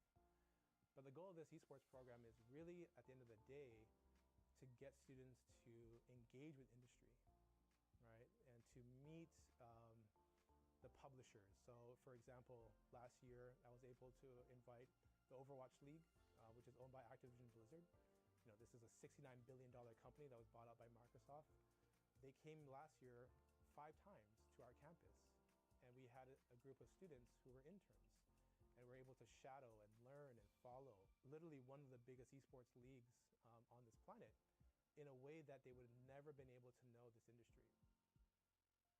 The players were playing just over my shoulder here, and it was a pretty big thing. I mean, like, it's not like something to be taken lightly. Like, they were playing for $1 million prize pool, right? They played here, and I was able to be an event photographer for their marketing and social media teams. So I was here shooting the events and the players. So that was really fun. I really enjoyed that.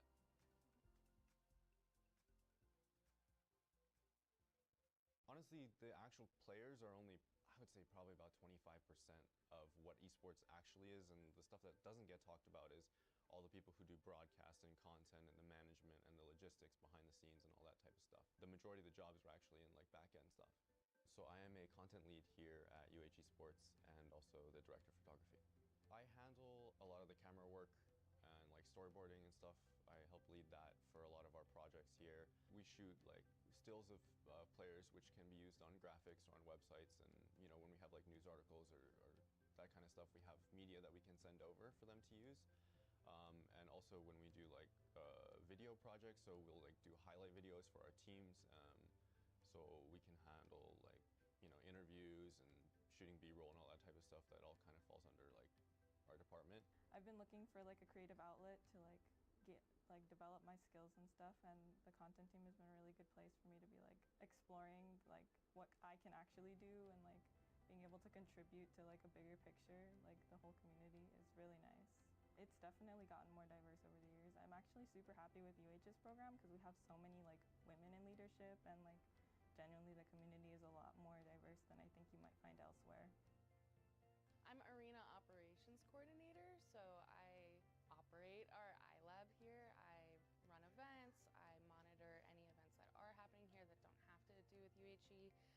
I schedule like practices, tournaments, games, community nights, and then I run our day-to-day operations. I have a staff that helps with technological issues or just like community issues as well. So I kind of oversee everything here in our building.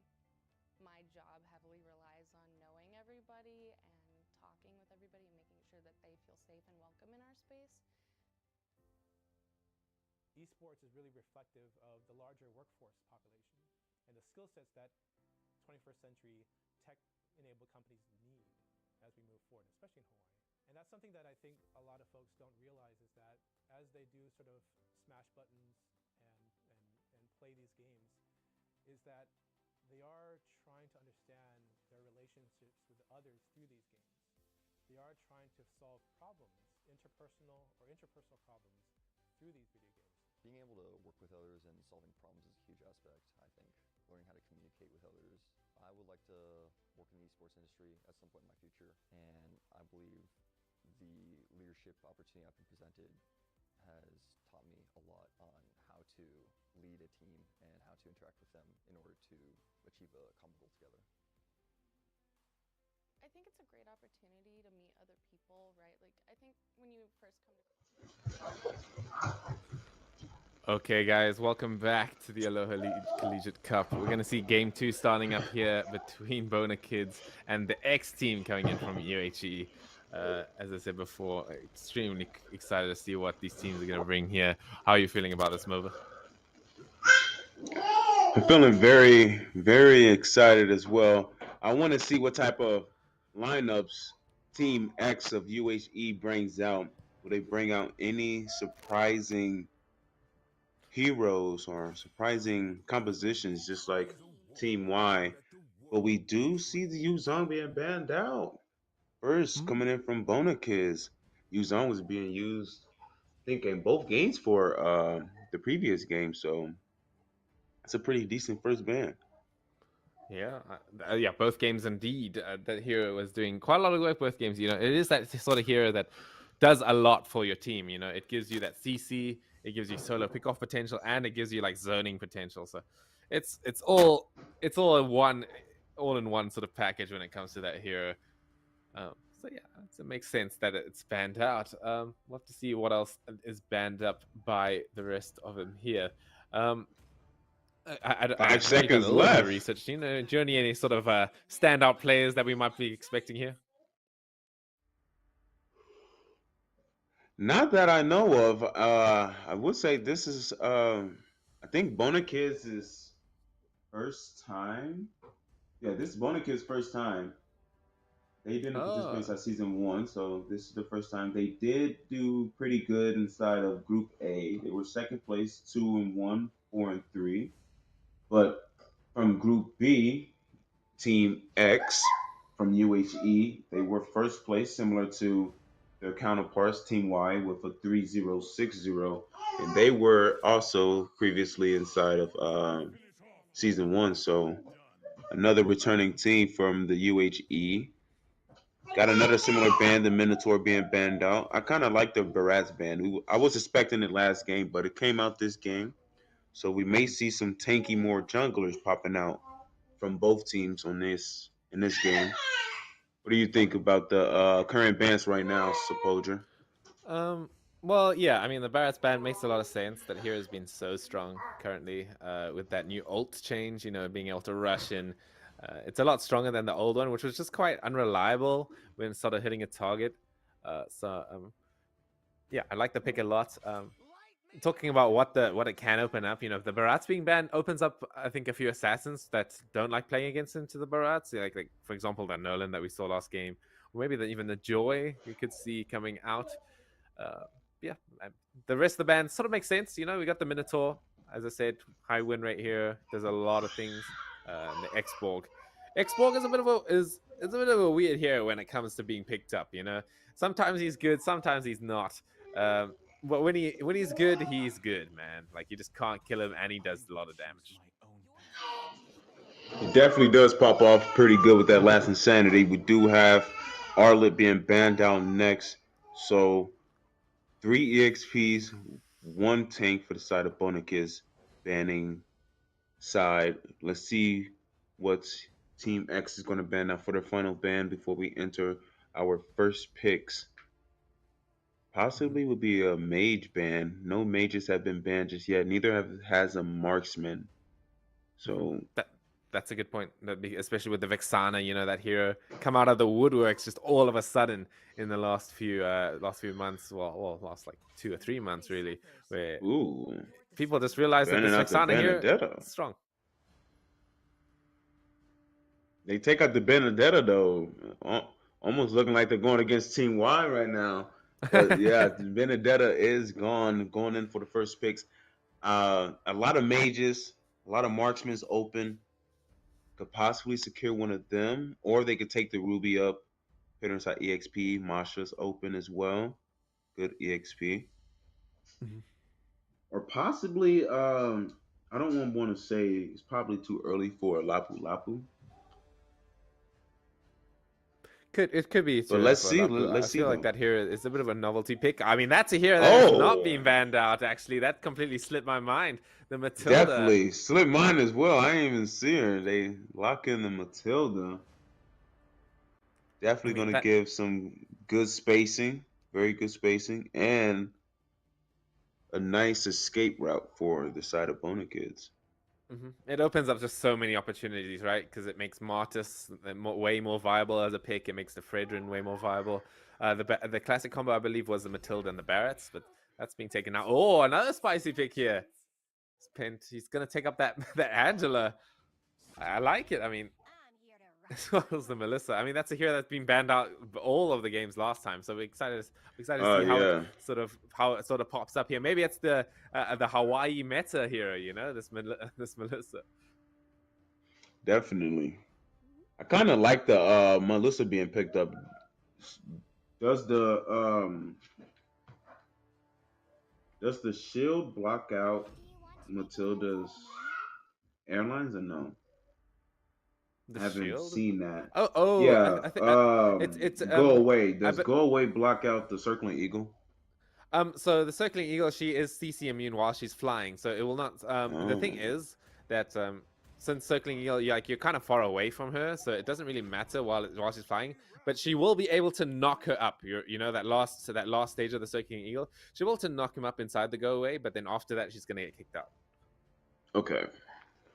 So they might have to time the circling eagle on the, Melissa. Still switching around though. I kind of dig this Fredrin. Very tanky, can front line as well. So they do have a nice frontliner. Can mix it up with the EXP as well, so they can bring in two frontliners for Bona kids. I think the Matilda and Fredrin is a good mix up too. I got Stanima switching up between the EXPs right now, I believe. Yeah. Yeah. I mean, a lot of picks are good here. The Alice is quite nice. Oh, we're gonna go for the Chang'e here. Yeah, I like that versus Yeah, the they're gonna Fredrin quite a up. lot. It does suffer a bit against the Matilda, yeah, being able to gap close against that mage, especially bringing the Fredrin along, can be quite a bit of a threat towards this Chang'e, but we'll have to see. I feel like the Fredrin into Melissa is a little bit difficult. It's not easy to get on top of her, especially with the dashes and the go away. But I feel like if Fredrin gets ahead, he can just like one shot that marksman with the Appraiser's Wrath and etc. They banned out the Ruby, so that's eliminated some CC from the side of Bona kids. I would say Team X is a little squishy though. They, I guess that they will have to pick up a tanky jungle, probably a Boxia. Yeah, a Possibly tanky a jungler would tanky work quite jungle. well. I feel like you can still pick an assassin here, right? Because you kind of need that assassin to take care of the Nana, especially after that Melina blessing pops. So something like, as I said, the Joy is absolutely amazing here. Even the Nolan can sort of work. I'm a bit skeptical of the Nolan to the Fred, obviously, and the Matilda, but I feel like it can still work just because of how strong that hero is. They're gonna have to go for assassin now. Boxia banned out. So they kind of saw that. So I think they're trying to force them to use, to stick with that squishy lineup. They may have to depend on EXP to be their front line, and that would they will put themselves a tough position for this game one. Chingy does have a lot of burst damage though, so she possibly turns things around with the meteor shower. Possibly turns things around. I know she can clear up lanes with her ult. Can work pretty good with that. Claude is being banned out next for the marksman side of Team X. Let's see what Bonica is going to max out before we secure in the final two picks of game one. Yeah, a lot can happen here. We're gonna ban out to last hero here. It could be another tank jungle ban. You know, the Akai is also in the pool here. The Oh yeah. Panda himself. It could work pretty well here. Especially against the Fredrin, you know, it's that classic matchup between the two. You know, Fredrin having the better secure for the turtle, whereas Akai has that heavy spin, which if he can zone him away with it, probably wins that trade. It's just like a skill-based matchup. Oh yeah, especially with the Angela, you know, you can bring in, you know, activate the ult, give him some a little bit more shield during those, you know, team fight objective engagements. So I think Oh my that would god. probably be good. They can lock in the Akai, but Nolan banned out.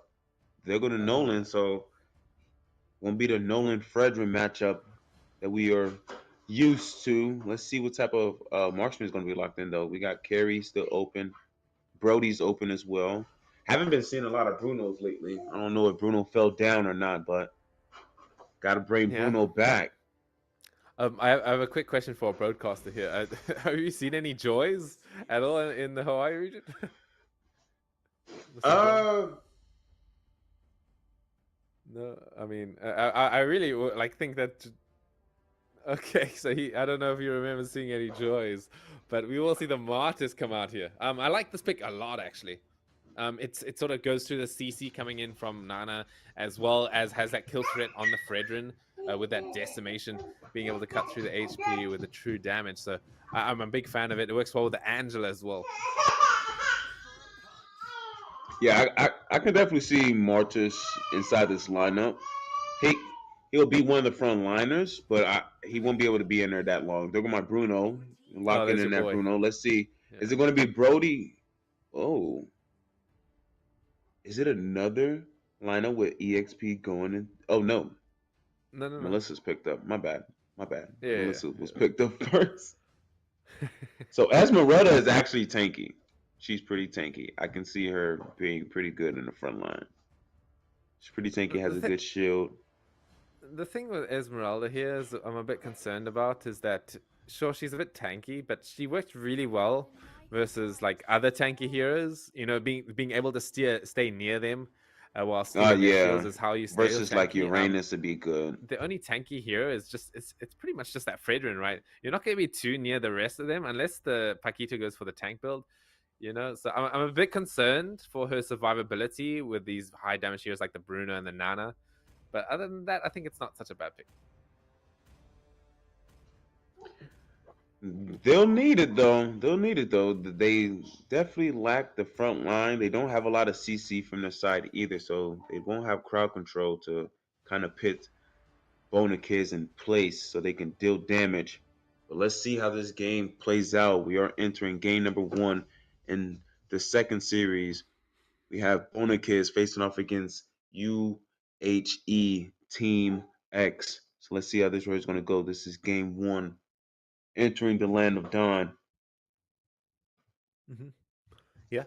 So yeah, I mean, looking at the draft overall, I do believe that the side on Bona Kids, I feel like I favor them a little bit more than the Team X draft. Just because I feel like they have the damage output to melt these tank heroes like the Esme and enough control to take out Martis. On the other hand, though, I do believe Martis Angela combo, if that pops off, you know, if that Martis gets a big lead, he's going to absolutely shred this game. So a big eyes on Nightmare, in my opinion. Definitely going to have our eyes on Nightmare. I'm going to have my eyes on Toyness. I believe that's his name. I'm going to just say Toy for now on a Bruno. Want to see how this Bruno pops off. Yeah. I think it will be a good matchup between Bruno and the Melissa. I like how both teams is playing it by book, you know, focusing on getting the first secured items in. Waiting for this first turtle to spawn in. Nothing too serious. Maybe a possible gank down bottom, though, until they're waiting inside the bush. It looks like Team X possibly maybe transitioning up top. Yeah, I mean, you can see the Paquita is like freezing the lane there. It's been an awkward interaction between the both EXP laners as well as the gold lane. Yeah, not too much happening. Both heroes have a lot of kill threat on each other, though, as we're going to see here, looking at the guiding winds. Maybe going to bring the Bruno in for a kill, but that Melissa Filipino kid number 10. It's going to be nice and safe. Nice and safe indeed. Up top right now, nothing too serious. Both teams playing beautifully cautious. We may see the first takedown during this first objective. 10 seconds till the first turtle spawns in. We do see Cleteasy trying to transition up there towards this turtle so we can contest it against Nightmare. Oh, we're going to see big damage coming out. Oh, wow. Dude, you were right about the Esmeralda. That is a lot of damage to the Esmeralda. Going to have to force off the ult early. Ooh, I see a bit of a Cleteasy getting quite dangerous quite a little bit here. Though. Oh, man. We'll find Cleteasy. That was a beautiful meteor shower. I got stamina. Had enough stamina to survive in that engagement. That was nice. Very low life. Now maybe he's gonna get the retribution. It's actually gonna be zero. What the hell? The Grand Theft Turtle. No retribution. There was a beautiful steal coming in from Bono Kids. Yeah.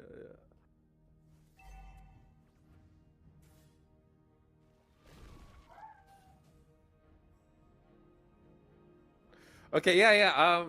I mean, that was crazy that Zero like actually managed to snipe that, even through both of the retributions. I feel like Fredrin should have better secure than Martis. Talking about like the retri gaps between the two teams, just because his first skill is a bit more reliable when it comes to pairing it with the retribution for the damage compared to Martis's first skill. However, Martis with the Mortal Coil, with that CC immunity and the control that he can put on Fredrin, can play a big part in disabling the Fredrin while the retribution goes off. So it is another skill-based matchup when it comes to that. Yes, it is. But right now, I believe it was a pretty equal trade. They lost their jungle, secured the turtle, which definitely keeps them inside of a decent 300 gold lead right now. Looks like they may be looking to put some pressure down bottom on a gank, trying to find Filipino Kid. Will pop off the go away, so definitely going to have some shield. I'm not sure about this one. I feel like the Heart God was a bit of an overkill. I mean, the go away wasn't that a little early. A little early. Mm-hmm. So X, they don't have a few. Yeah, I mean he's alive. That's what matters. Keep this Melissa alive to carry that late game. But they don't have that many resources to commit for the turtle now. Like the Heart God is not available. Yeah, the go away leaving Melissa by herself against Bruno might be a bit of an issue, but we'll have to see how it plays out. Yeah, they did lose that first turtle, so maybe they do need the Heart Guard for this one, but they did equalize that goal lead so far. Still very close. Corrosion Scythe has now been picked up by Filipino Kid. I got stamina. Dylan has some good zoning potential right now. Okay, Nightmare who's gonna get it? But Cleteasy. Gonna get the retribution there. We're gonna see the circling eagle. It's gonna be cut short a little bit there. A nice escape coming in from Team X after that. But yeah, so far, Bono Kids, they're one kill behind, but they're getting these objectives. So they might be ahead in gold a little bit, which they are kind of. Yeah, definitely ahead.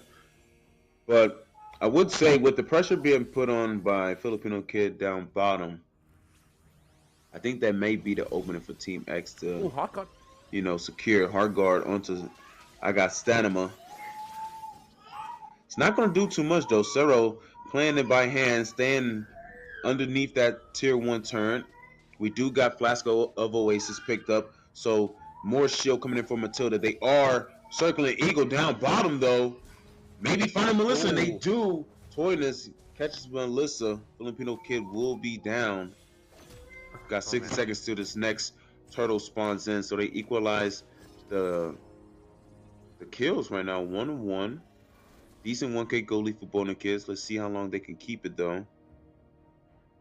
Yeah, I mean, how you feeling right now before we enter this mid game? for the mid game, I feel like Martis should have a good a good power spike versus a Fredra. And talking about the Martis, he's going to be able to take down Zero. Does have the decimation? Does he have it again though? We're going to have to see a good taunt coming in from Clayteezy. He's going to have to try and fight his way out of this one. He's tanking up quite a lot of HP. He doesn't get the Appraiser's Wrath off. He falls to the Esmeralda first. Toy Ends is going to fall to the bottom lane. So far, it's going to be a 1v1 trade at the bottom lane. It's going to be a 1v1 now between the two supports. But oh man, that was a good trade. 3-for-1 trade. Good trade. Now they may be able to apply that pressure up there on that top lane, securing that top lane turret. Also giving them some good ground, so possibly switching around in the gold lead so far. They're still 500 behind, but the kills did secure them in a good placement for this turtle. Taking a quick look at the items. As now we got Bonakids starting up this turtle. They have dished it down to 5,000. Looks like Turtle is going to try to reset. Circling Eagle popped off until I got Stamina. Still up though. Nightmare coming in. Stamina trying is to find a decimation. Alive, definitely is staying alive. I like that though. Uncle George very low. Stamina trying to find him. Will find that Uncle George kill. And we'll find Frost as well. Going back towards this turtle, we do have Team X, and they're going to shut down Zero. Finds them, securing that kill for Bonakids, but it looks like they will have to back away from this turtle. And there goes Team X, secures the last turtle before this lure spawns in. Ooh, there was a good engagement right there. I mean, dude, this XP laner Stamina, living up to his name, was just staying alive so long, making so much space for his team. We're going to see the decimation coming out. It's off the mark. It's not going to be able to finish him off. We're going to see the Heart God trying to protect Nightmare. He's going to try and get out. Circling Eagles on him. Has the one call out. Will he make it out? It's just going to be Matilda on the chase. And maybe she's going to fall, actually. Filipino kill will finish him up. A bit of an overextension there. The decimation was so close, man. If he got that, it would have probably chained into a few more kills.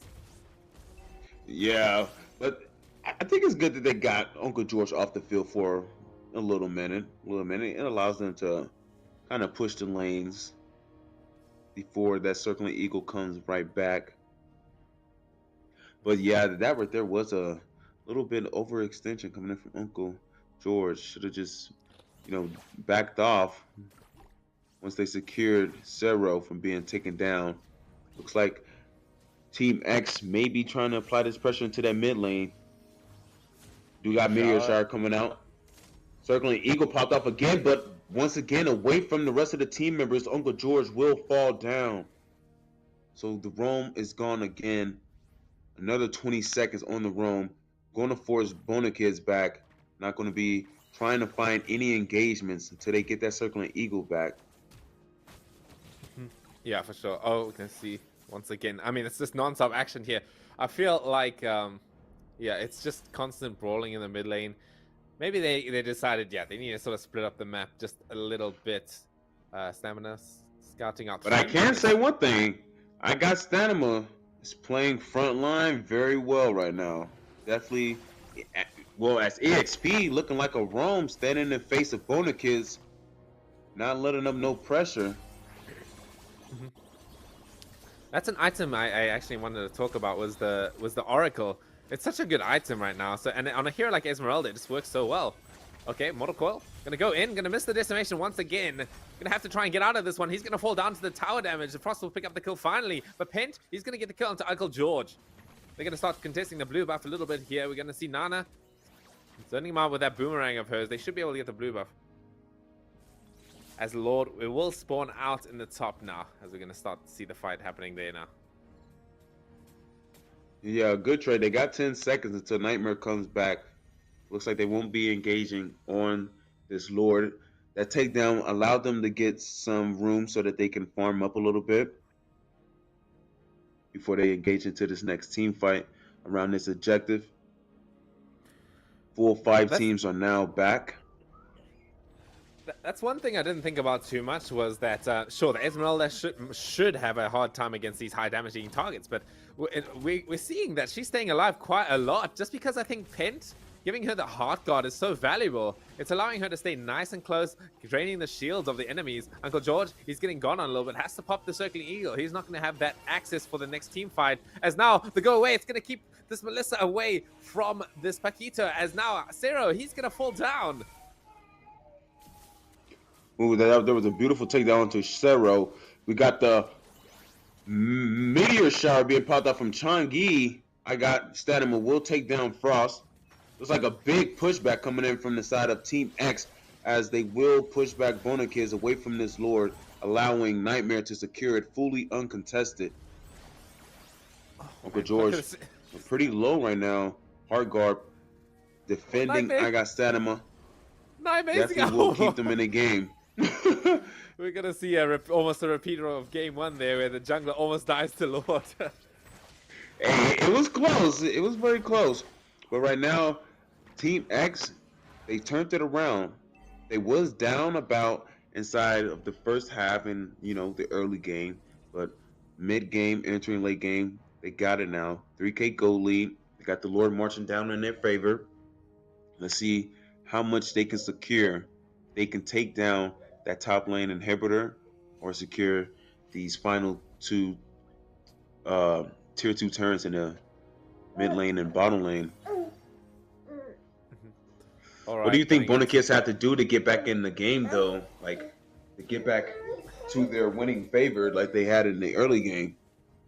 So, in situations like this, you sort of need, like, a good team fight. That's how you sort of get back into games here, where Team X comes into your base, grouping up for stuff. I feel like their team fight is going to be on to Frost, where if she can get a really good stun onto lots of people, she'll be able to turn it into something. As we're going to see the tower falling down quite fast here. We're going to get a decent team fight happening here. Hard got onto Stamina as per usual, keeping him nice and safe. Look at that damage output coming in from Melissa. It's going to be able to take out Uncle George. The base is wide open at this point.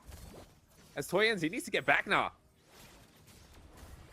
It's a possibility that they can defend. They cleared up the minions. It's looking pretty good for them right now.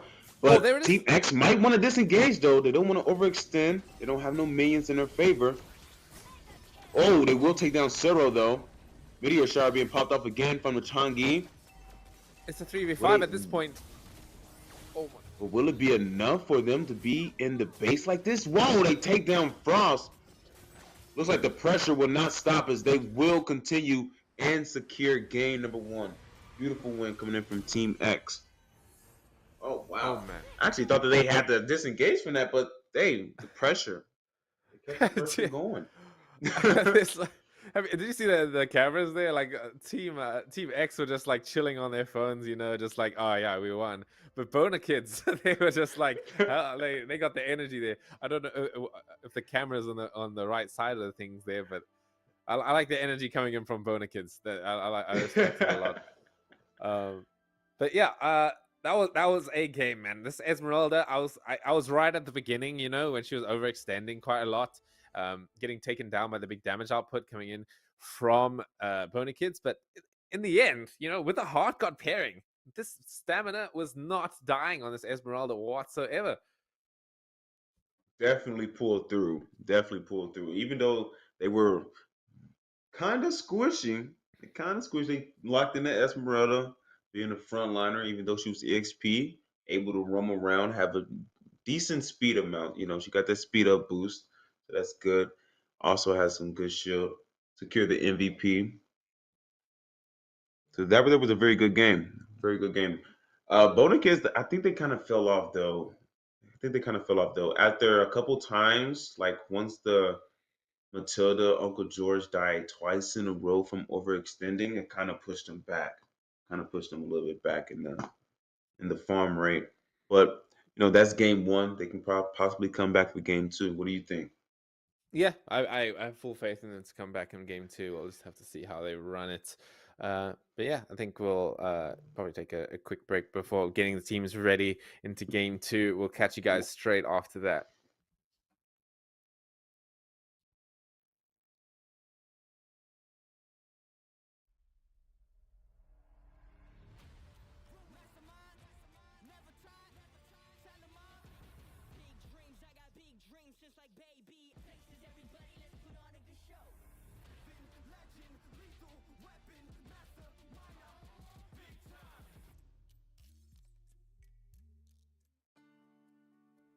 University of Hawaii has a new strategic plan titled Hawaii's University for Today and Tomorrow.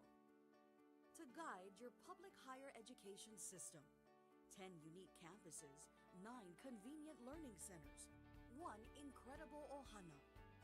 There's a place for you. Affordable, high-quality education. Visit applytouh.org to learn more.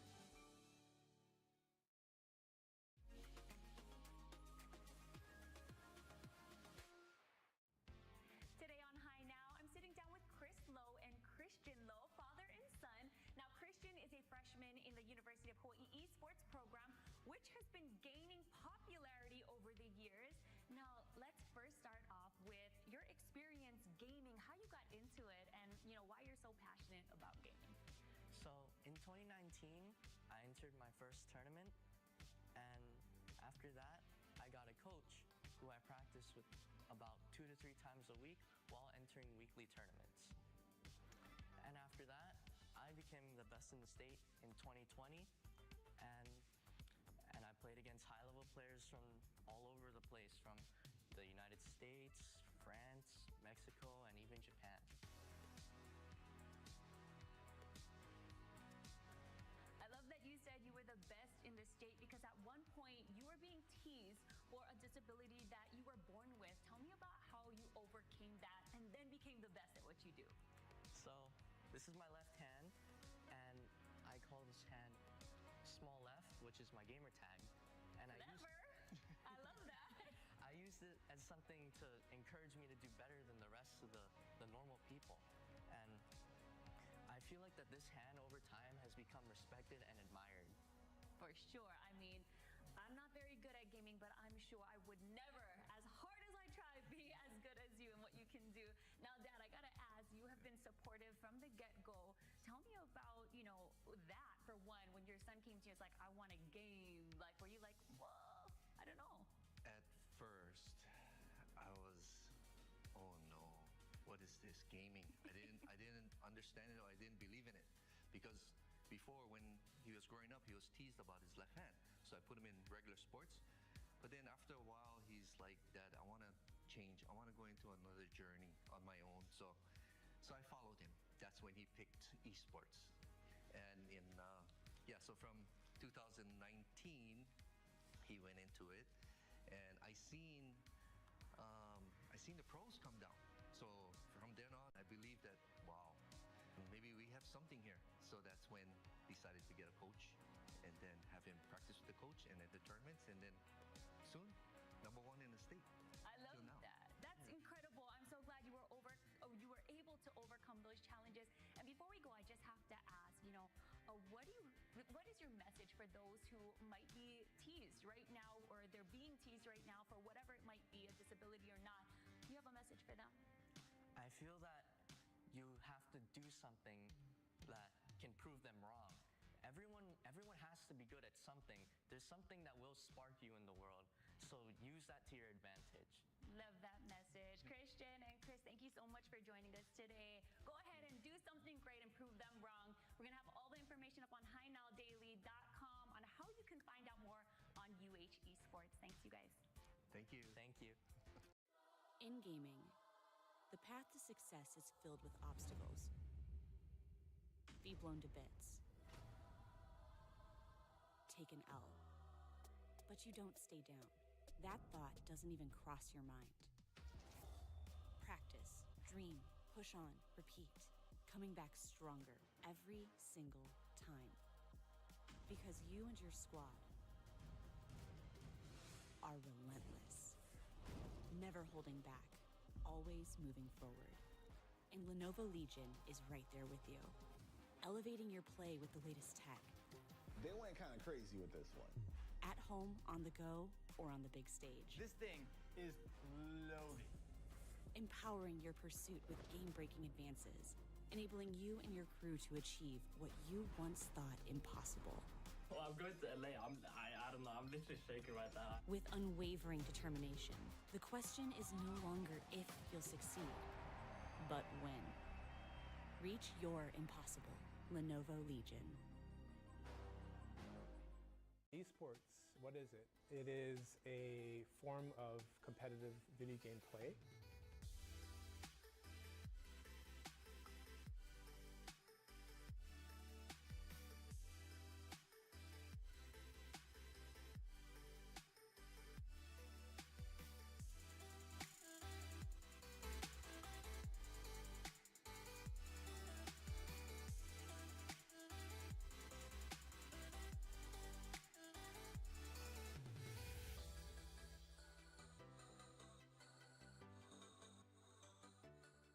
It is a term that is sort of unusual because for a very long time people would play games competitively, but they would not necessarily call it esports.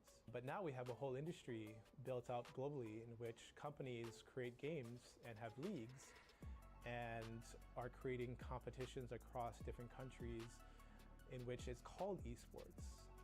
There is like an attempt or a desire to kind of mimic what you see in sports leagues. And so we have 8 different games in which we're playing, and then we also have within those games 8 sort of divisions of operations. We have a coach, we have a team captain, we have a student lead, and then we have the game, we have the players themselves. It's a very big operation, which technically running across more than 15 or 16 teams total. So Valorant is a 5 versus 5 tactical shooter. Each player plays an agent or like a special character, and everyone has like a different role in the team. So like, yeah, you're just like taking turns attacking and defending, and it's the first one to win 13 rounds like wins the whole match. It's a very technical kind of game. A lot of precision and a lot of like having to think outside the box and like working the entire game, the entire map, because it's not really just like all about like a one-on-one kind of like shooter kind of thing, but there's a really big team aspect to it. So as a player, we get together pretty much 2 times a week, maybe more than that, mostly because we like each other. I think it's a good community aspect that we all get together and hang out. Sometimes it can feel divided from game to game, but when you're put together, everyone really comes together. It's all constructive. A lot of it is, you learn from other people, since everyone here is a different skill level. I'm not the greatest, I'm just a competitor. I love competing, so I like learning from other people, and a lot of that will come from either Keelan, my coach, or other players on my team. So as the head coach, we assess players' skills based on their decisions made in the game. We also look at their communication abilities, how they communicate to their teammates on how they want to solve different problems in the game. And we also look at their attitude, make sure they're a friendly player. We just try to keep it a friendly environment. And then during the season, we'll compete in games, and in between the games, I'll talk to the team, discuss strategy in terms of characters that we want to choose, and also different strategies that we might look at in terms of how we're going to beat the opponents we're playing. Yeah, they've all been like very inclusive for the team. Like we're all working together, like new strategies, like giving each other tips. Like we're like saying like, oh, you could try this thing. Like, oh yeah, I'll try that. And like we're helping out each other during the practices. It's yeah, they're always super cool, super friendly. I like all of them. Yeah, it's definitely like being a team player, like learning how to like work as a team, but also like being able to like put in input, because like everyone like has their own special like thing on the team. So like we're all trying to like put in input, like, oh, I could do this, or you could help me do this, and like it's just all working together like to make like a good strategy, a good plan to like win games, win matches. There are actually a lot of similarities, I think, that esport athletes have with traditional athletes. We have the same amount of practices, we have to learn certain skill sets, we have to learn how to communicate. That's all the exact same as a conventional sport or traditional sport.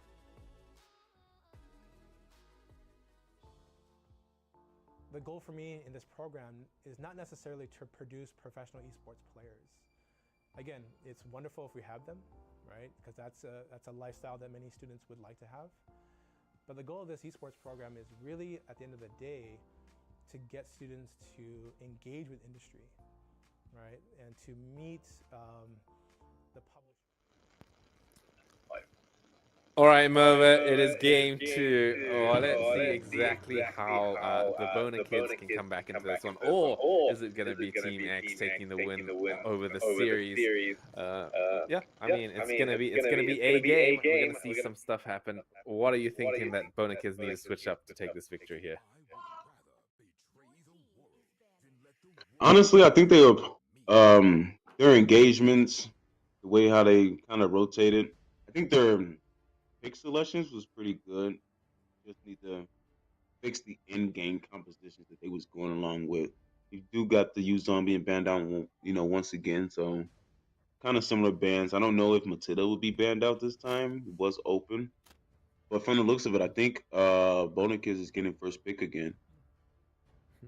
I mean, talking about the Matilda, like it did okay. I feel like it was helping the Bruno in lane a lot, but outside of that, once it started going to the mid to late game, it sort of like started dying quite easily to the big damage coming in from the Changi and the Melissa. So they need to be careful of how they pick that hero. They need to like probably exert a bit more pressure if they want to sort of run with that.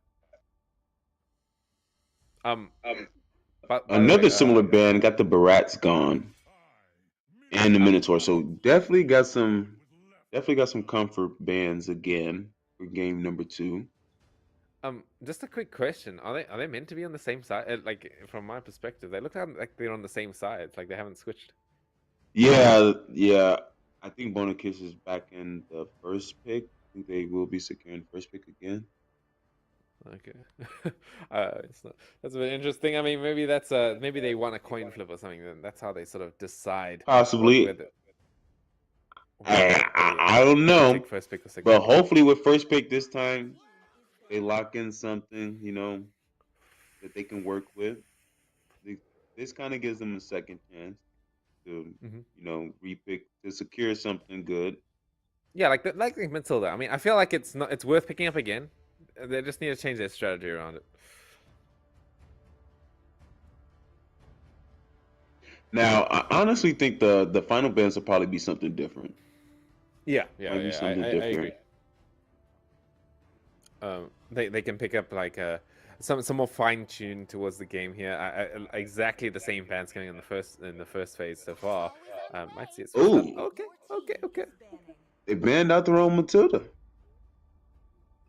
I mean, it's banning out their own Matilda, sure, but I feel like they've sort of abandoned the strategy at this point. They're gonna not fix their Matilda pick. They're gonna rather not let the enemies have it. I like that. I like that. So I'm interested to see what they're gonna pick up instead of that in replacement.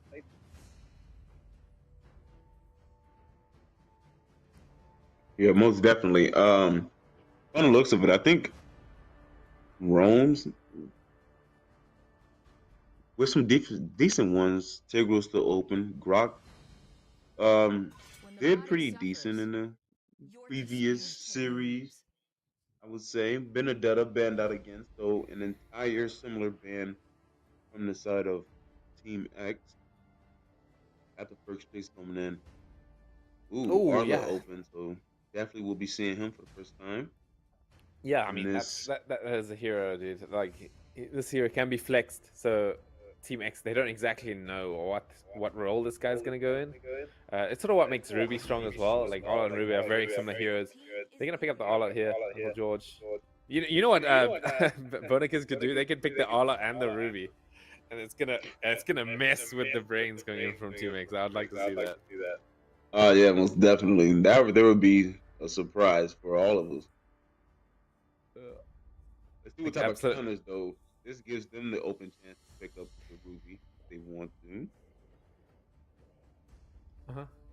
There's Or a they few could things open possibly still. lock in that Tigreal. Tigral's still open. Has not been banned out. They were the ones that banned him out last game. Filipino kid did very good on the Melissa. So getting them back on it would be good. Would be good. I think that go away can cancel out the final slash and the dive potential coming in from Arlet.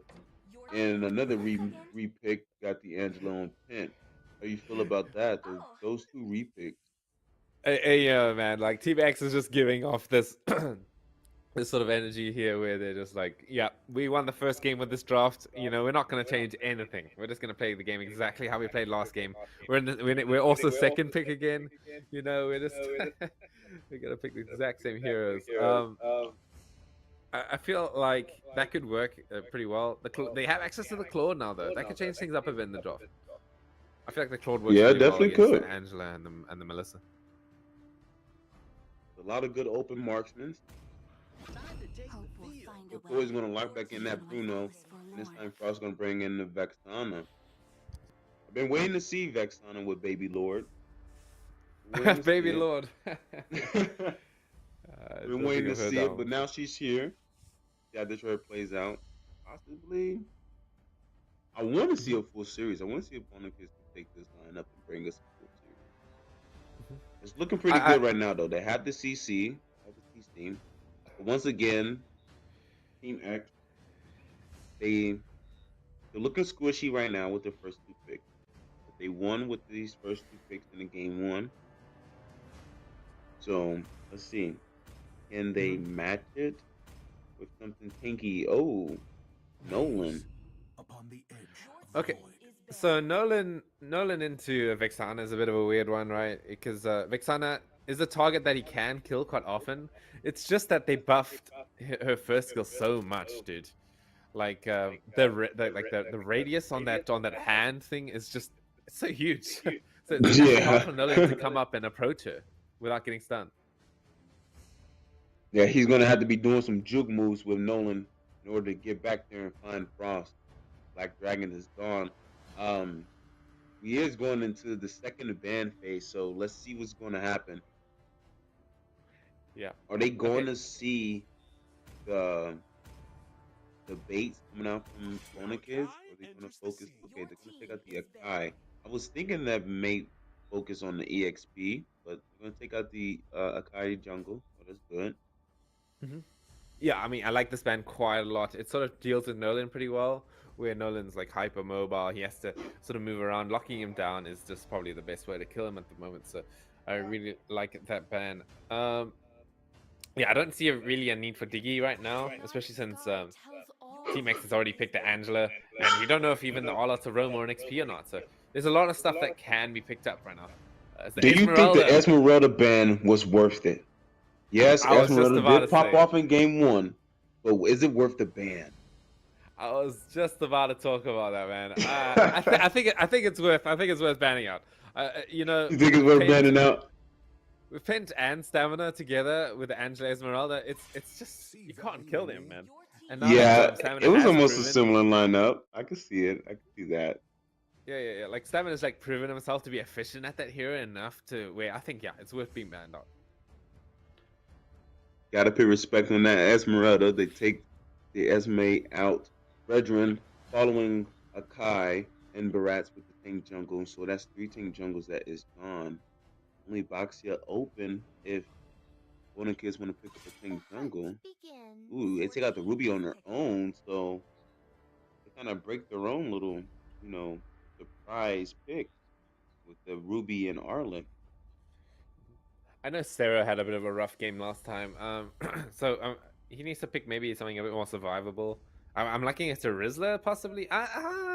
Maybe not to Rizzler. That's the sort of hero that doesn't do too well against the Nolan and the Melissa. Maybe looking towards something along the lines of, let's say, possibly Jawhead. Did you see Jawhead in that? Or Thamus. I can see Thamus. Thamus, yeah. I was gonna say I think maybe a Thamus would work quite well. I do believe Uncle George is hovering over the Alot, so I think that is the Roma, right? That's sort of what we expected. Although we could see Sarah maybe switching it up with him. We could see a Rome being picked up by Bona Kids easily, I think. But anyway, we are going to see a Lilia coming out from Team X. Most definitely. I think it's good. I think it's a fine pick. It deals with Vexana pretty well. Lilia's like level 1 and 2 are just so strong. She has so much kill threat on the Vexana. Yeah, I definitely like the Lilia pick. Got some good area damage as well. Maybe locking in as Martis. So it'll be a fighter versus assassin on the jungle side. Kind of look at what Sarah's going to lock in.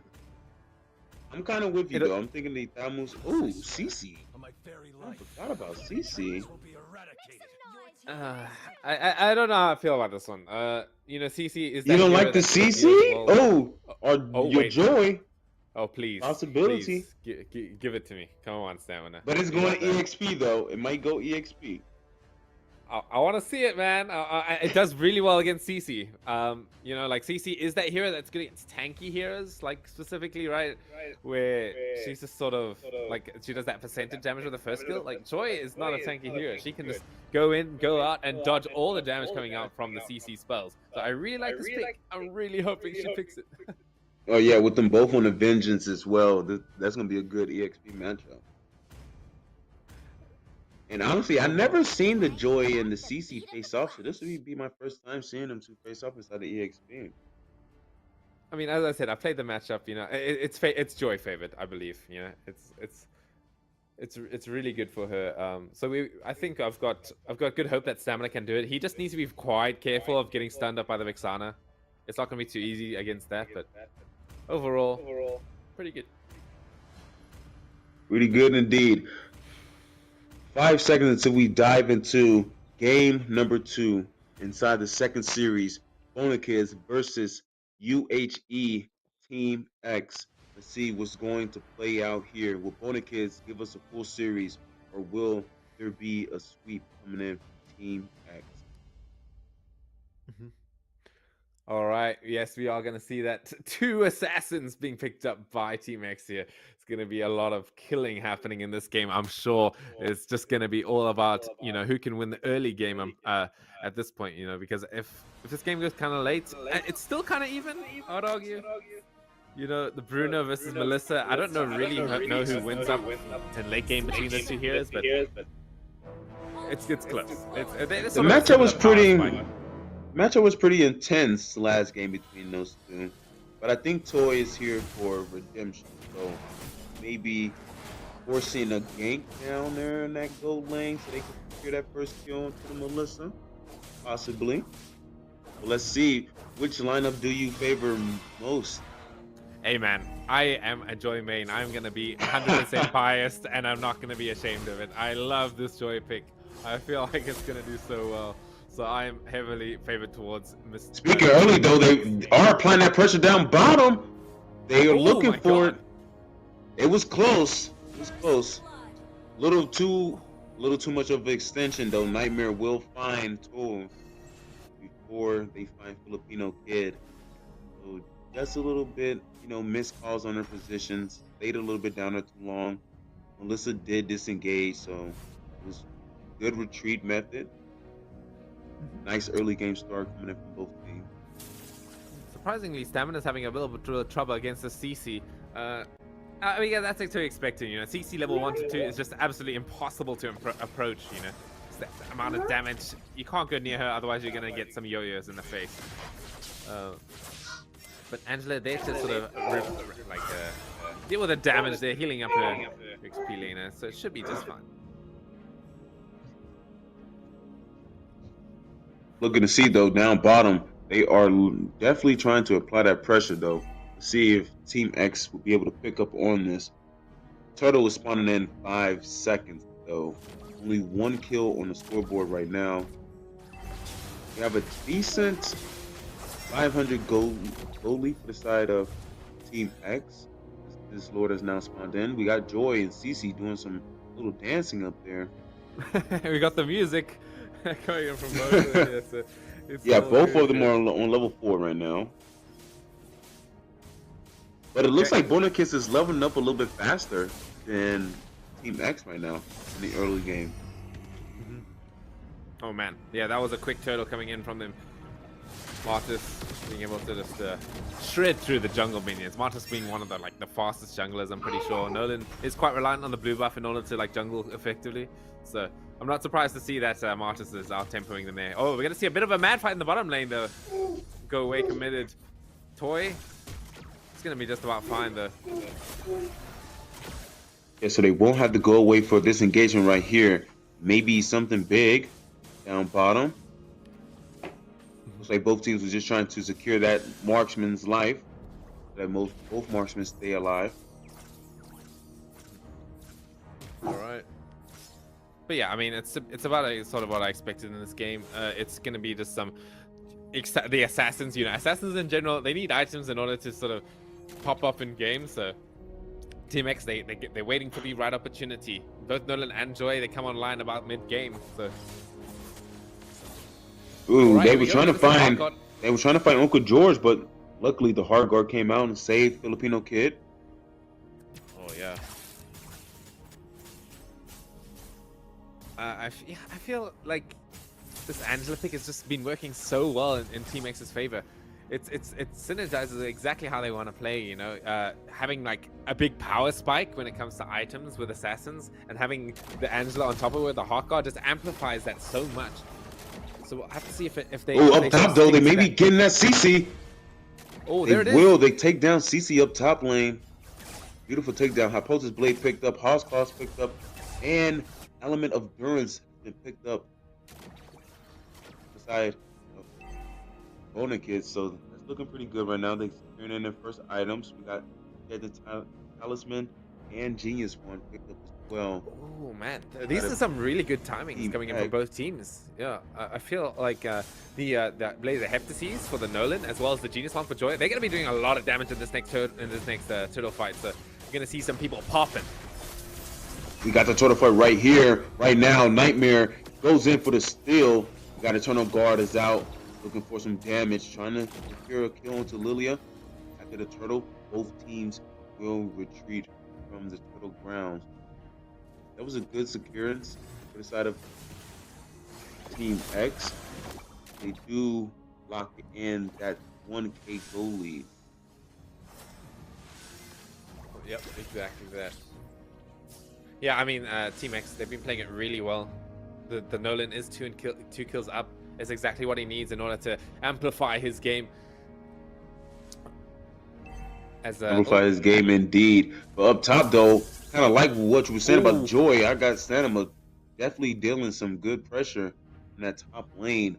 Making sure Zero stay within his turns, unable to fully dive out and dish out that damage. Yeah, once she has that Genius one, she has so much skill fit. Oh, we're gonna see the vengeance coming out from both of them. It's a Vengeance big on versus man Vengeance. Oh my god.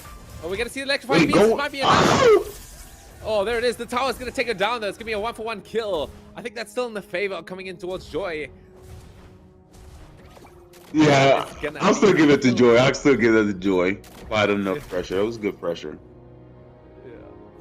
Stamina, proving that he is a very strong XP laner. Oh, we're gonna see. Oh, big damage onto this Lilia. Oh, the Nolan's in there against Frost. Oh, we're gonna see it.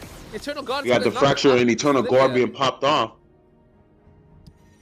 Eternal Guard doing anything too big right now. Got the camera switching around. We got 10 seconds until this second turtle spawns in.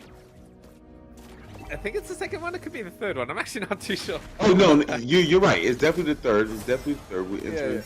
Yeah, we're entering the mid game. It's definitely third.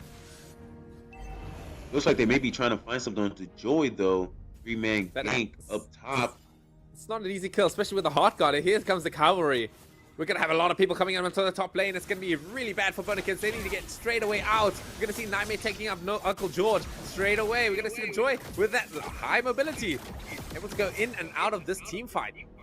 As now, looking at Bonakids, they're quite low on HP, and the Angela is there for Team X to sort of sustain themselves, so they should be able to take the turn off for themselves here. Although that Eternal Guard has been quite annoying. Little call coming in from Clay Teasy. Is he going to have it? He's going to have it. The Retribution's missed out by Nightmare. Wow. That was a beautiful steal coming from Clay Teasy. Down bottom though, Filipino Kid does find the Bruno. 0-2 right now. Bruno. Excuse me? Sorry, can you just have a look at the items real quick? Is that a Dominance Ice on Melissa? What? Melissa locks in the Dominance Ice. Looks like she's asking for some defense. She does have the most gold right now, securing in for Team X and in the Land of Dawn with 5K gold. So doing pretty good down bottom. Putting the pressure onto Bruno, but hard guard popped off onto the Melissa, saving her life. Down bottom having some good pressure though. The final slashes popped off, but it won't be enough. Filipino Kid takes down Uncle George. Oh man, yeah, it's a bit of a brawl down there. The hard guard was not available just at that time. Gonna be healing it up. Maybe Filipino Kid can actually stay in the lane thanks to Angela.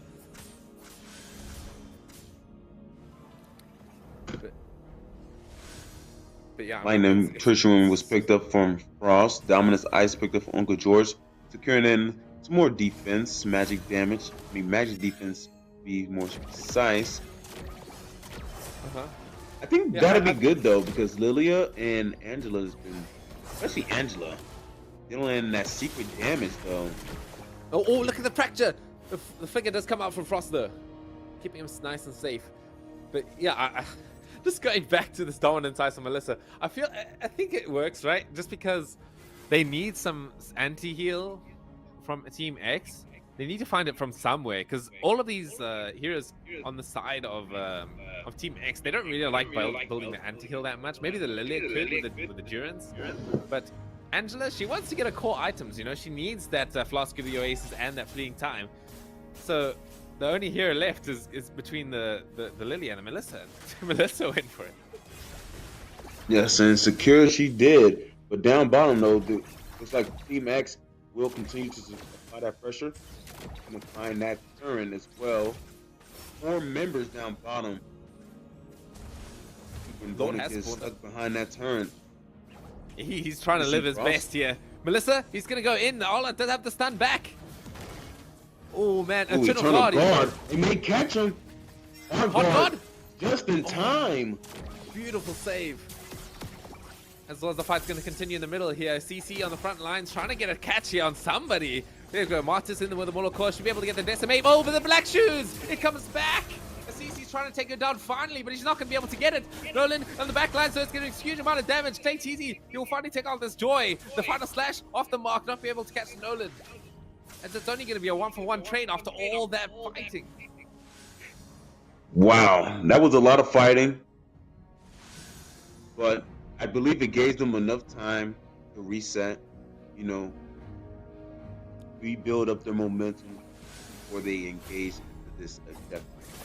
The objective is going to play a major hand for both teams if either one secures it. 2K oh, big Eternal Guard. We got some business going in. In the mid lane, Fracture takes down Uncle George. That will be the Rome gone from the side of Bonikis. 0-3 for Uncle George on the Arlen. As you're going to see that Lord damage coming in from Nolan, it does so much.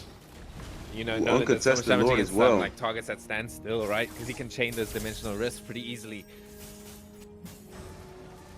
What do you think that Bonikis have to do to kind of regain some ground in this game? I'm looking at Uncle George, right? He needs to hit that big final slash with that flicker, and then that should be able to give them enough leverage to sort of get the right team fight they need in order to, you know, sort of, as you said, kind of get that leverage to come back into the game. As we're gonna see the Hawk coming in after stamina, it's gonna keep him way more than alive, dude. Pent is just being such a savior with that ability. Most definitely is, and there go the first turn. Oh, second turn down. The bottom lane turn and the mid lane turn. Yeah, Lord. Both down right now. Down on that tower. Still have to defend off against this Lord. Electrifying Beats. It's on to Sarah though. Sarah is not an easy target to kill with the Electrifying Beats, unfortunately. But they will be able to secure the tower for themselves. Yes, they are dealing some good zoning pressure. Ooh, they take down another tier 2 turret, looking to take down the bottom lane one. Bruno's there to secure those minions. So, nice defense coming in from Bonikis to keep them within the game, allowing them to get a possibility to reverse it. Radiant armor being picked up over George, so that's some good magic defense against Pent and Yuha on the Lilia. Red Tucker picked up from Toy. Let's see what the splash damage is going to do. Is it going to be effective though? I didn't care to kill just yet for the Bruno. 0, 3, and 1 right now. Yeah. Got some nice engagements though inside this jungle. Yeah. Yeah, looking at the KDAs real quick, Nightmare and Filipino Kid are having the best game of their lives right now. They are no deaths on their name. They're just having a nice free game. Although Clay's easy, like he's actually not died once this game either. He's sort of. Oh wow, I didn't even see that 1 and 0 on the Martis from Clay Teasy. So definitely doing pretty good. He matching up with the Nolan on Nightmare 4 and 0. If they get that shutdown gold right before this lore spawns in, I think that could be a good thing. All right. Team X, are they going to actually be able to keep up the pressure here, though? I feel like Bruno can be a bit of a threat late game with the R-Lot-based defense, so they need to be very careful if that final slash comes out and hits them right in the face. However, I will argue that, yeah, the Martis, he does kind of fall off in the late game. That classic hero that's sort of like becomes that sort of damage sponge. Yeah, I could definitely see what you're saying right now. I got Stanima and Cero. They're zoning each other out right now. One of them trying to secure that kill. Maybe Cero. Oh my god. Cero. Nice escape though, coming from I got speed. Up here at this Lord though. Lord is kind of spawned in. This could possibly be the battle we've been waiting for. In the final slash pop off. Ooh. Almost count it. Oh, we're gonna see Uncle George. Fracture finds Uncle George. Beautiful fracture right there. Go away, popped out from Filipino kid. Going back in, Cero. Put a curtain call. The Frost will fall down to the Nolan. We got Sentinel take down Bruno. Play easy. Cero will be disengaging from that Lord pit. Ooh, that was a beautiful pushback coming from Team X. Oh man. Yeah, just so much pressure from Team X here with these assassins, as I was talking about earlier in the game. They've hit their timings, they're able to get these kills, and they're able to secure their objectives. Yeah, I mean, Nightmare, he has been like taking down Uncle George every opportunity he has gotten. Not letting him live to use that final slash effectively. Exactly what I mean as well, you know. Not giving an opportunity for any comebacks.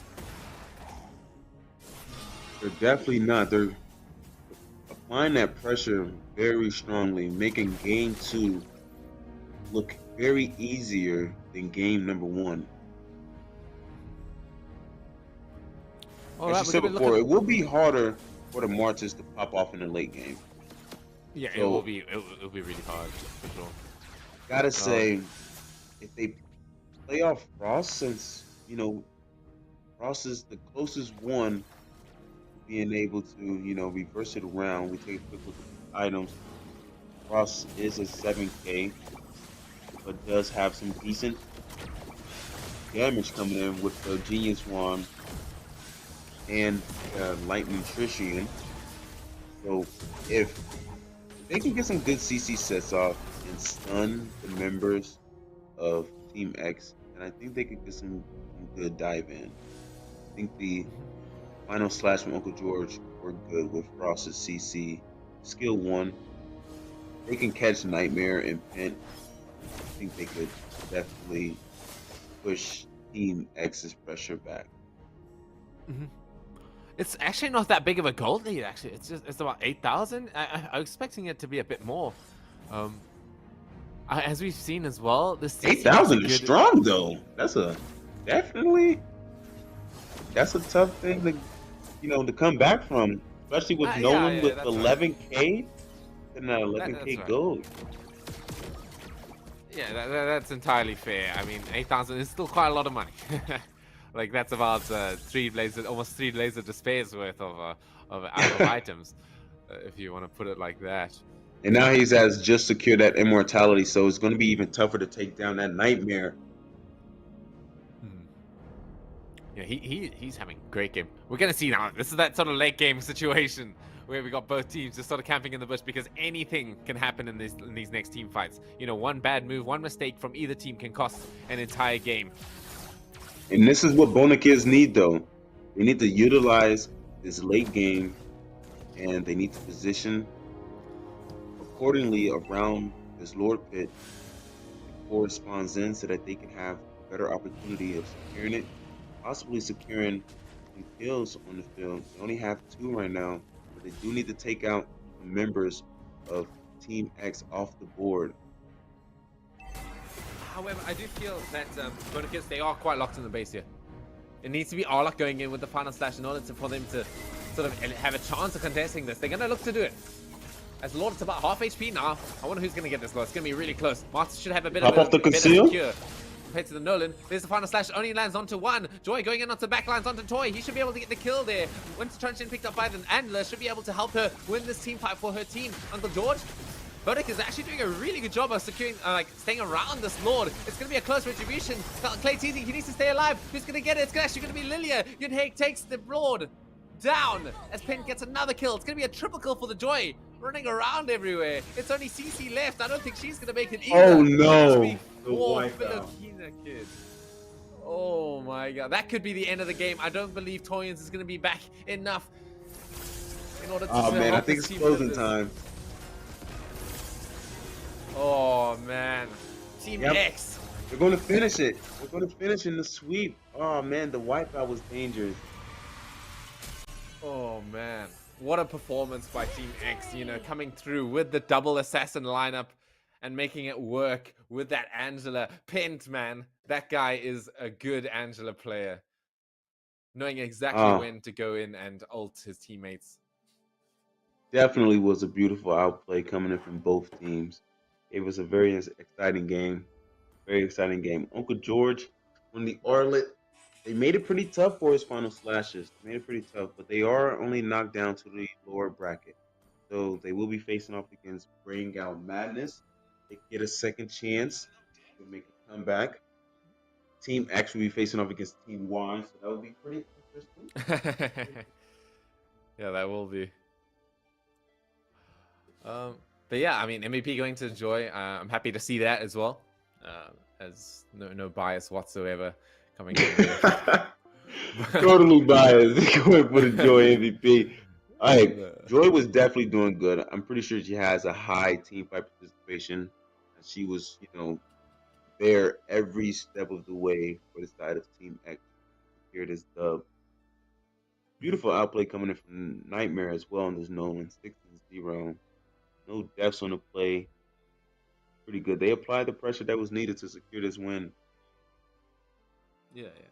Okay, that'll be it for now. I think we'll come in with the interviews for Team X in just a bit. We'll just get them into the voice chat for you guys. But yeah, I think we'll take a little break and we'll be right back with interviews. Titled Hawaii's University for today and tomorrow. To guide your public higher education system. 10 unique campuses, 9 convenient learning centers, 1 incredible ohana. There's a place for you. Affordable, high-quality education. Visit applytouh.org to learn more.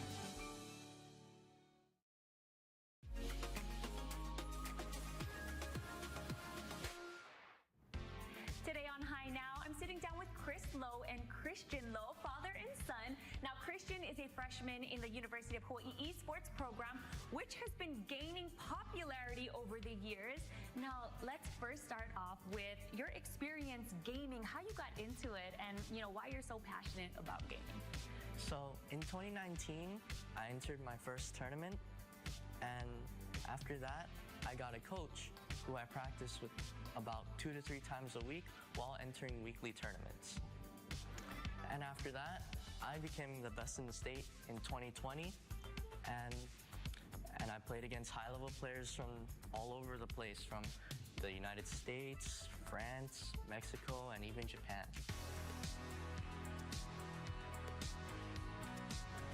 I love that you said you were the best in the state because at one point you were being teased for a disability that you were born with. Tell me about how you overcame that and then became the best at what you do. So this is my left hand, and I call this hand small F, which is my gamer tag. And I love that. I used it as something to encourage me to do better than the rest of the normal people. And I feel like that this hand over time has become respected and admired. For sure. I mean, I'm not very good at gaming, but I'm sure I would never, as hard as I try, be as good as you and what you can do. Now, Dad, I gotta ask, you have been supportive from the get-go. Tell me about, that for one, when your son came to you, it's like, I want a game. Like, were you like, whoa, I don't know. At first, I was, oh no, what is this gaming? I didn't understand it, or I didn't believe in it, because before, when he was growing up, he was teased about his left hand. So I put him in regular sports. But then after a while, he's like, Dad, I want to change. I want to go into another journey on my own. So I followed him. That's when he picked esports. And yeah, so from 2019, he went into it, and I seen the pros come down. So from then on, I believe that wow, maybe we have something here. Hey Hey guys, guys, we're in we're for in the for the interviews interviews now with now with Team Team X. How X. are How you are you guys guys feeling feeling with with this this victory in victory your in your hands hands after after that that pretty pretty impressive impressive game you game you guys guys gave gave us? us? Uh, Overwhelmed. Oh, Oh, okay, okay, no, no, that's that's great to great to hear. hear. Okay, just Okay, a just a quick quick question question from my from my friend friend Mova and Mov and I I. for how the games went. My first question is actually directed to that Melissa, Filipino kid in game two. That was an interesting item pickup with the dominance ice. Was that sort of to offset the fact that you had an Angela maybe on your team that maybe didn't want to go for the anti-heal so early, and maybe you know like it was a Martis and a CC who are up close to you? Like was that sort of the idea of that pickup? Yes, it was to up my defense just in case, because they had a lot of like dive and they had conceal as well, so it was difficult to go against them. Like would you agree that like maybe going for the defense there would like instead of increasing your damage was probably the like what you were sort of going for? Mhm. I agree. Okay, Okay, okay, okay, okay, okay, awesome. awesome. Okay, Moba, you got a question for them? Yeah. First off, how you guys are doing after you guys' beautiful victory? Nice clean sweep. Um, my question is, what was you guys' mindset going into game one when you locked in the Esmeralda pick? The The team, team, the the team was team was kind of kind of squishy squishy with the with the first first three three picks, picks. but then you guys secured in the Esmeralda pick, and Esmeralda was she wasn't in the EXP, but was looking like a Rome standing in the face of Bona Kids. So, what was the team's mindset during that game one pick? Yeah, so we were looking for something a little bit tanky, and like we had an Angela, and so we figured our XP laner is really strong on Esme, so we were actually choosing between another pick with a little bit more CC, but we kind of just ended up going Esme because the shield stacks really well with the Angela ult, and just he's just really good on it, so it was a bit of a comfort pick as well. Definitely Definitely was a was a good good outplay. outplay. May I ask what was the secondary pick against Esmeralda? Terizla, I believe. Yeah. Okay, okay. I like Esmeralda. She matched better. She matched better. She killed the death for the guy. So that was good. That was good. Okay, okay, and then just one last question for me. Being an avid, a Joy enjoyer, that's my favorite hero in the game. I love Joy, and I was just curious, like, to the if the Joy players here, I want to direct the question to them. Oh, are they not? Okay, I was just maybe wondering if you could answer whether you think that Joy is still viable in the XP lane, or is that just sort of a comfort pick that you went for in the end? Because I know she's being played mostly as a jungler. I think it's a little bit more of a comfort pick for him. Yeah. Okay. Okay, Okay. okay, okay. Okay, cool, guys. Well, congrats once again. I think that'll be the end of that. Yeah, I guess the last thing is how are you feeling going into the tournament from here in the upper bracket and facing against Team Y, your counterparts. Oh. We're feeling a little nervous, but we're confident that we can keep up our momentum. Okay, I'll keep up the stamina. You guys got stamina, that's for sure. All right. Okay, well, thank you very much, guys, for coming through, and I wish you the best going forward. Thank you. Thank you. Okay. All right, Moba, that is the end of our day here. Going into here, we're going to see the lower bracket and the upper bracket a bit later on. What are you thinking going forward here, Moba? Hey, we had some great intense games. Kind of sad no full series, but you know, both UHE teams came through today. They they gave their all and they made it to the next stages of the upper bracket. For Bona Kids and Bring On Madness, you guys still got tomorrow. Recuperate. One of them will be gone, but the other will advance and continue to be inside the ACC season two. And I'm just ready for more intense matchups. To be honest, what about you, Supposer? No, no, no. Of course, of course. I'm really excited actually for that X versus Y matchup. Yeah, I me think that too. seems that's sort of a highlight of what I think the tournament might be. Uh, and so yeah, that's probably about it. I don't know if I did this right at the beginning of the stream, but yeah, I didn't really introduce myself too much. I am Sapolga. I've come from South Africa. I'm working with the ACC here, and I'm happy to be here. You know, and all that stuff. You can check me out on Equilibrium Esports on YouTube. It's where we do some South African stuff. But yeah, anything else you'd like to say, Moba? Anything you'd like to end us off with before we go out? Hey, I just hope all teams within the ACC season 2 have the best fun that they have inside these tournaments. You know, give it the raw, showcase some brand new metas. I like seeing some, brand new play styles being played out and getting used to some, brand new lineups too. Kind of like the Benedetta marksman lane. So that was pretty interesting coming in from Y. But yeah, I appreciate ACC staffing crew for giving me this opportunity to cast for you guys. And I appreciate Zeke for hooking me up with this, community as well. Appreciate Sepulcher for working with me Yeah. inside the duo casting. It's my first duo casting gig, guys. So hopefully I did good. But we definitely had some exciting matches. Yeah. And I'm glad to be a part.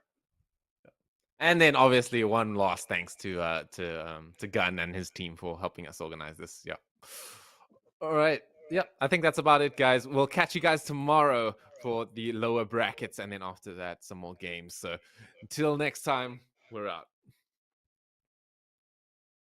You know, this is a $69 billion company that was bought out by Microsoft. They came last year 5 times to our campus, and we had a group of students who were interns, and were able to shadow and learn and follow literally one of the biggest esports leagues on this planet in a way that they would have never been able to know this industry.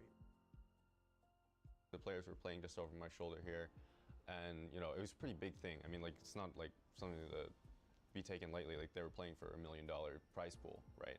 They played here, and I was able to be an event photographer for their marketing and social media teams. So I was here shooting the events and the players. So that was really fun. I really enjoyed that.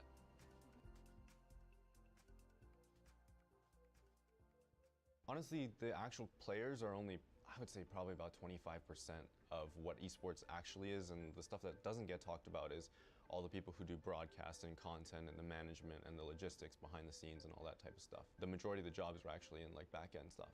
So I am a content lead here at UH Esports and also the director of photography.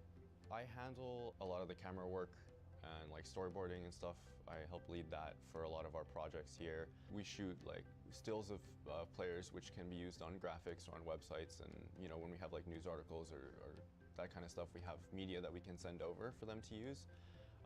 And also when we do like video projects, so we'll like do highlight videos for our teams, so we can handle like, you know, interviews and shooting B-roll and all that type of stuff. That all kind of falls under like our department.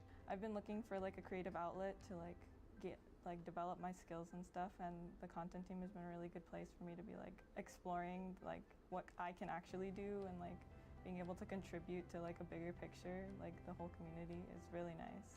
It's definitely gotten more diverse over the years. I'm actually super happy with UH's program because we have so many like women in leadership, and like genuinely the community is a lot more diverse than I think you might find elsewhere. I'm Arena Operations Coordinator, so I operate our iLab here. I run events, I monitor any events that are happening here that don't have to do with UHE. I schedule like practices, tournaments, games, community nights, and then I run our day-to-day operations. I have a staff that helps with technological issues or just like community issues as well. So I kind of oversee everything here in our building. My job heavily relies on knowing everybody and talking with everybody and making sure that they feel safe and welcome in our space. Esports is really reflective of the larger workforce population and the skill sets that 21st century tech tech-enabled companies need as we move forward, especially in Hawaii. And that's something that I think a lot of folks don't realize, is that as they do sort of smash buttons and play these games, is that they are trying to understand their relationships with others through these games. They are trying to solve problems, interpersonal problems, through these video games. Being able to work with others and solving problems is a huge aspect, I think. Learning how to communicate with others. I would like to work in the esports industry at some point in my future, and I believe the leadership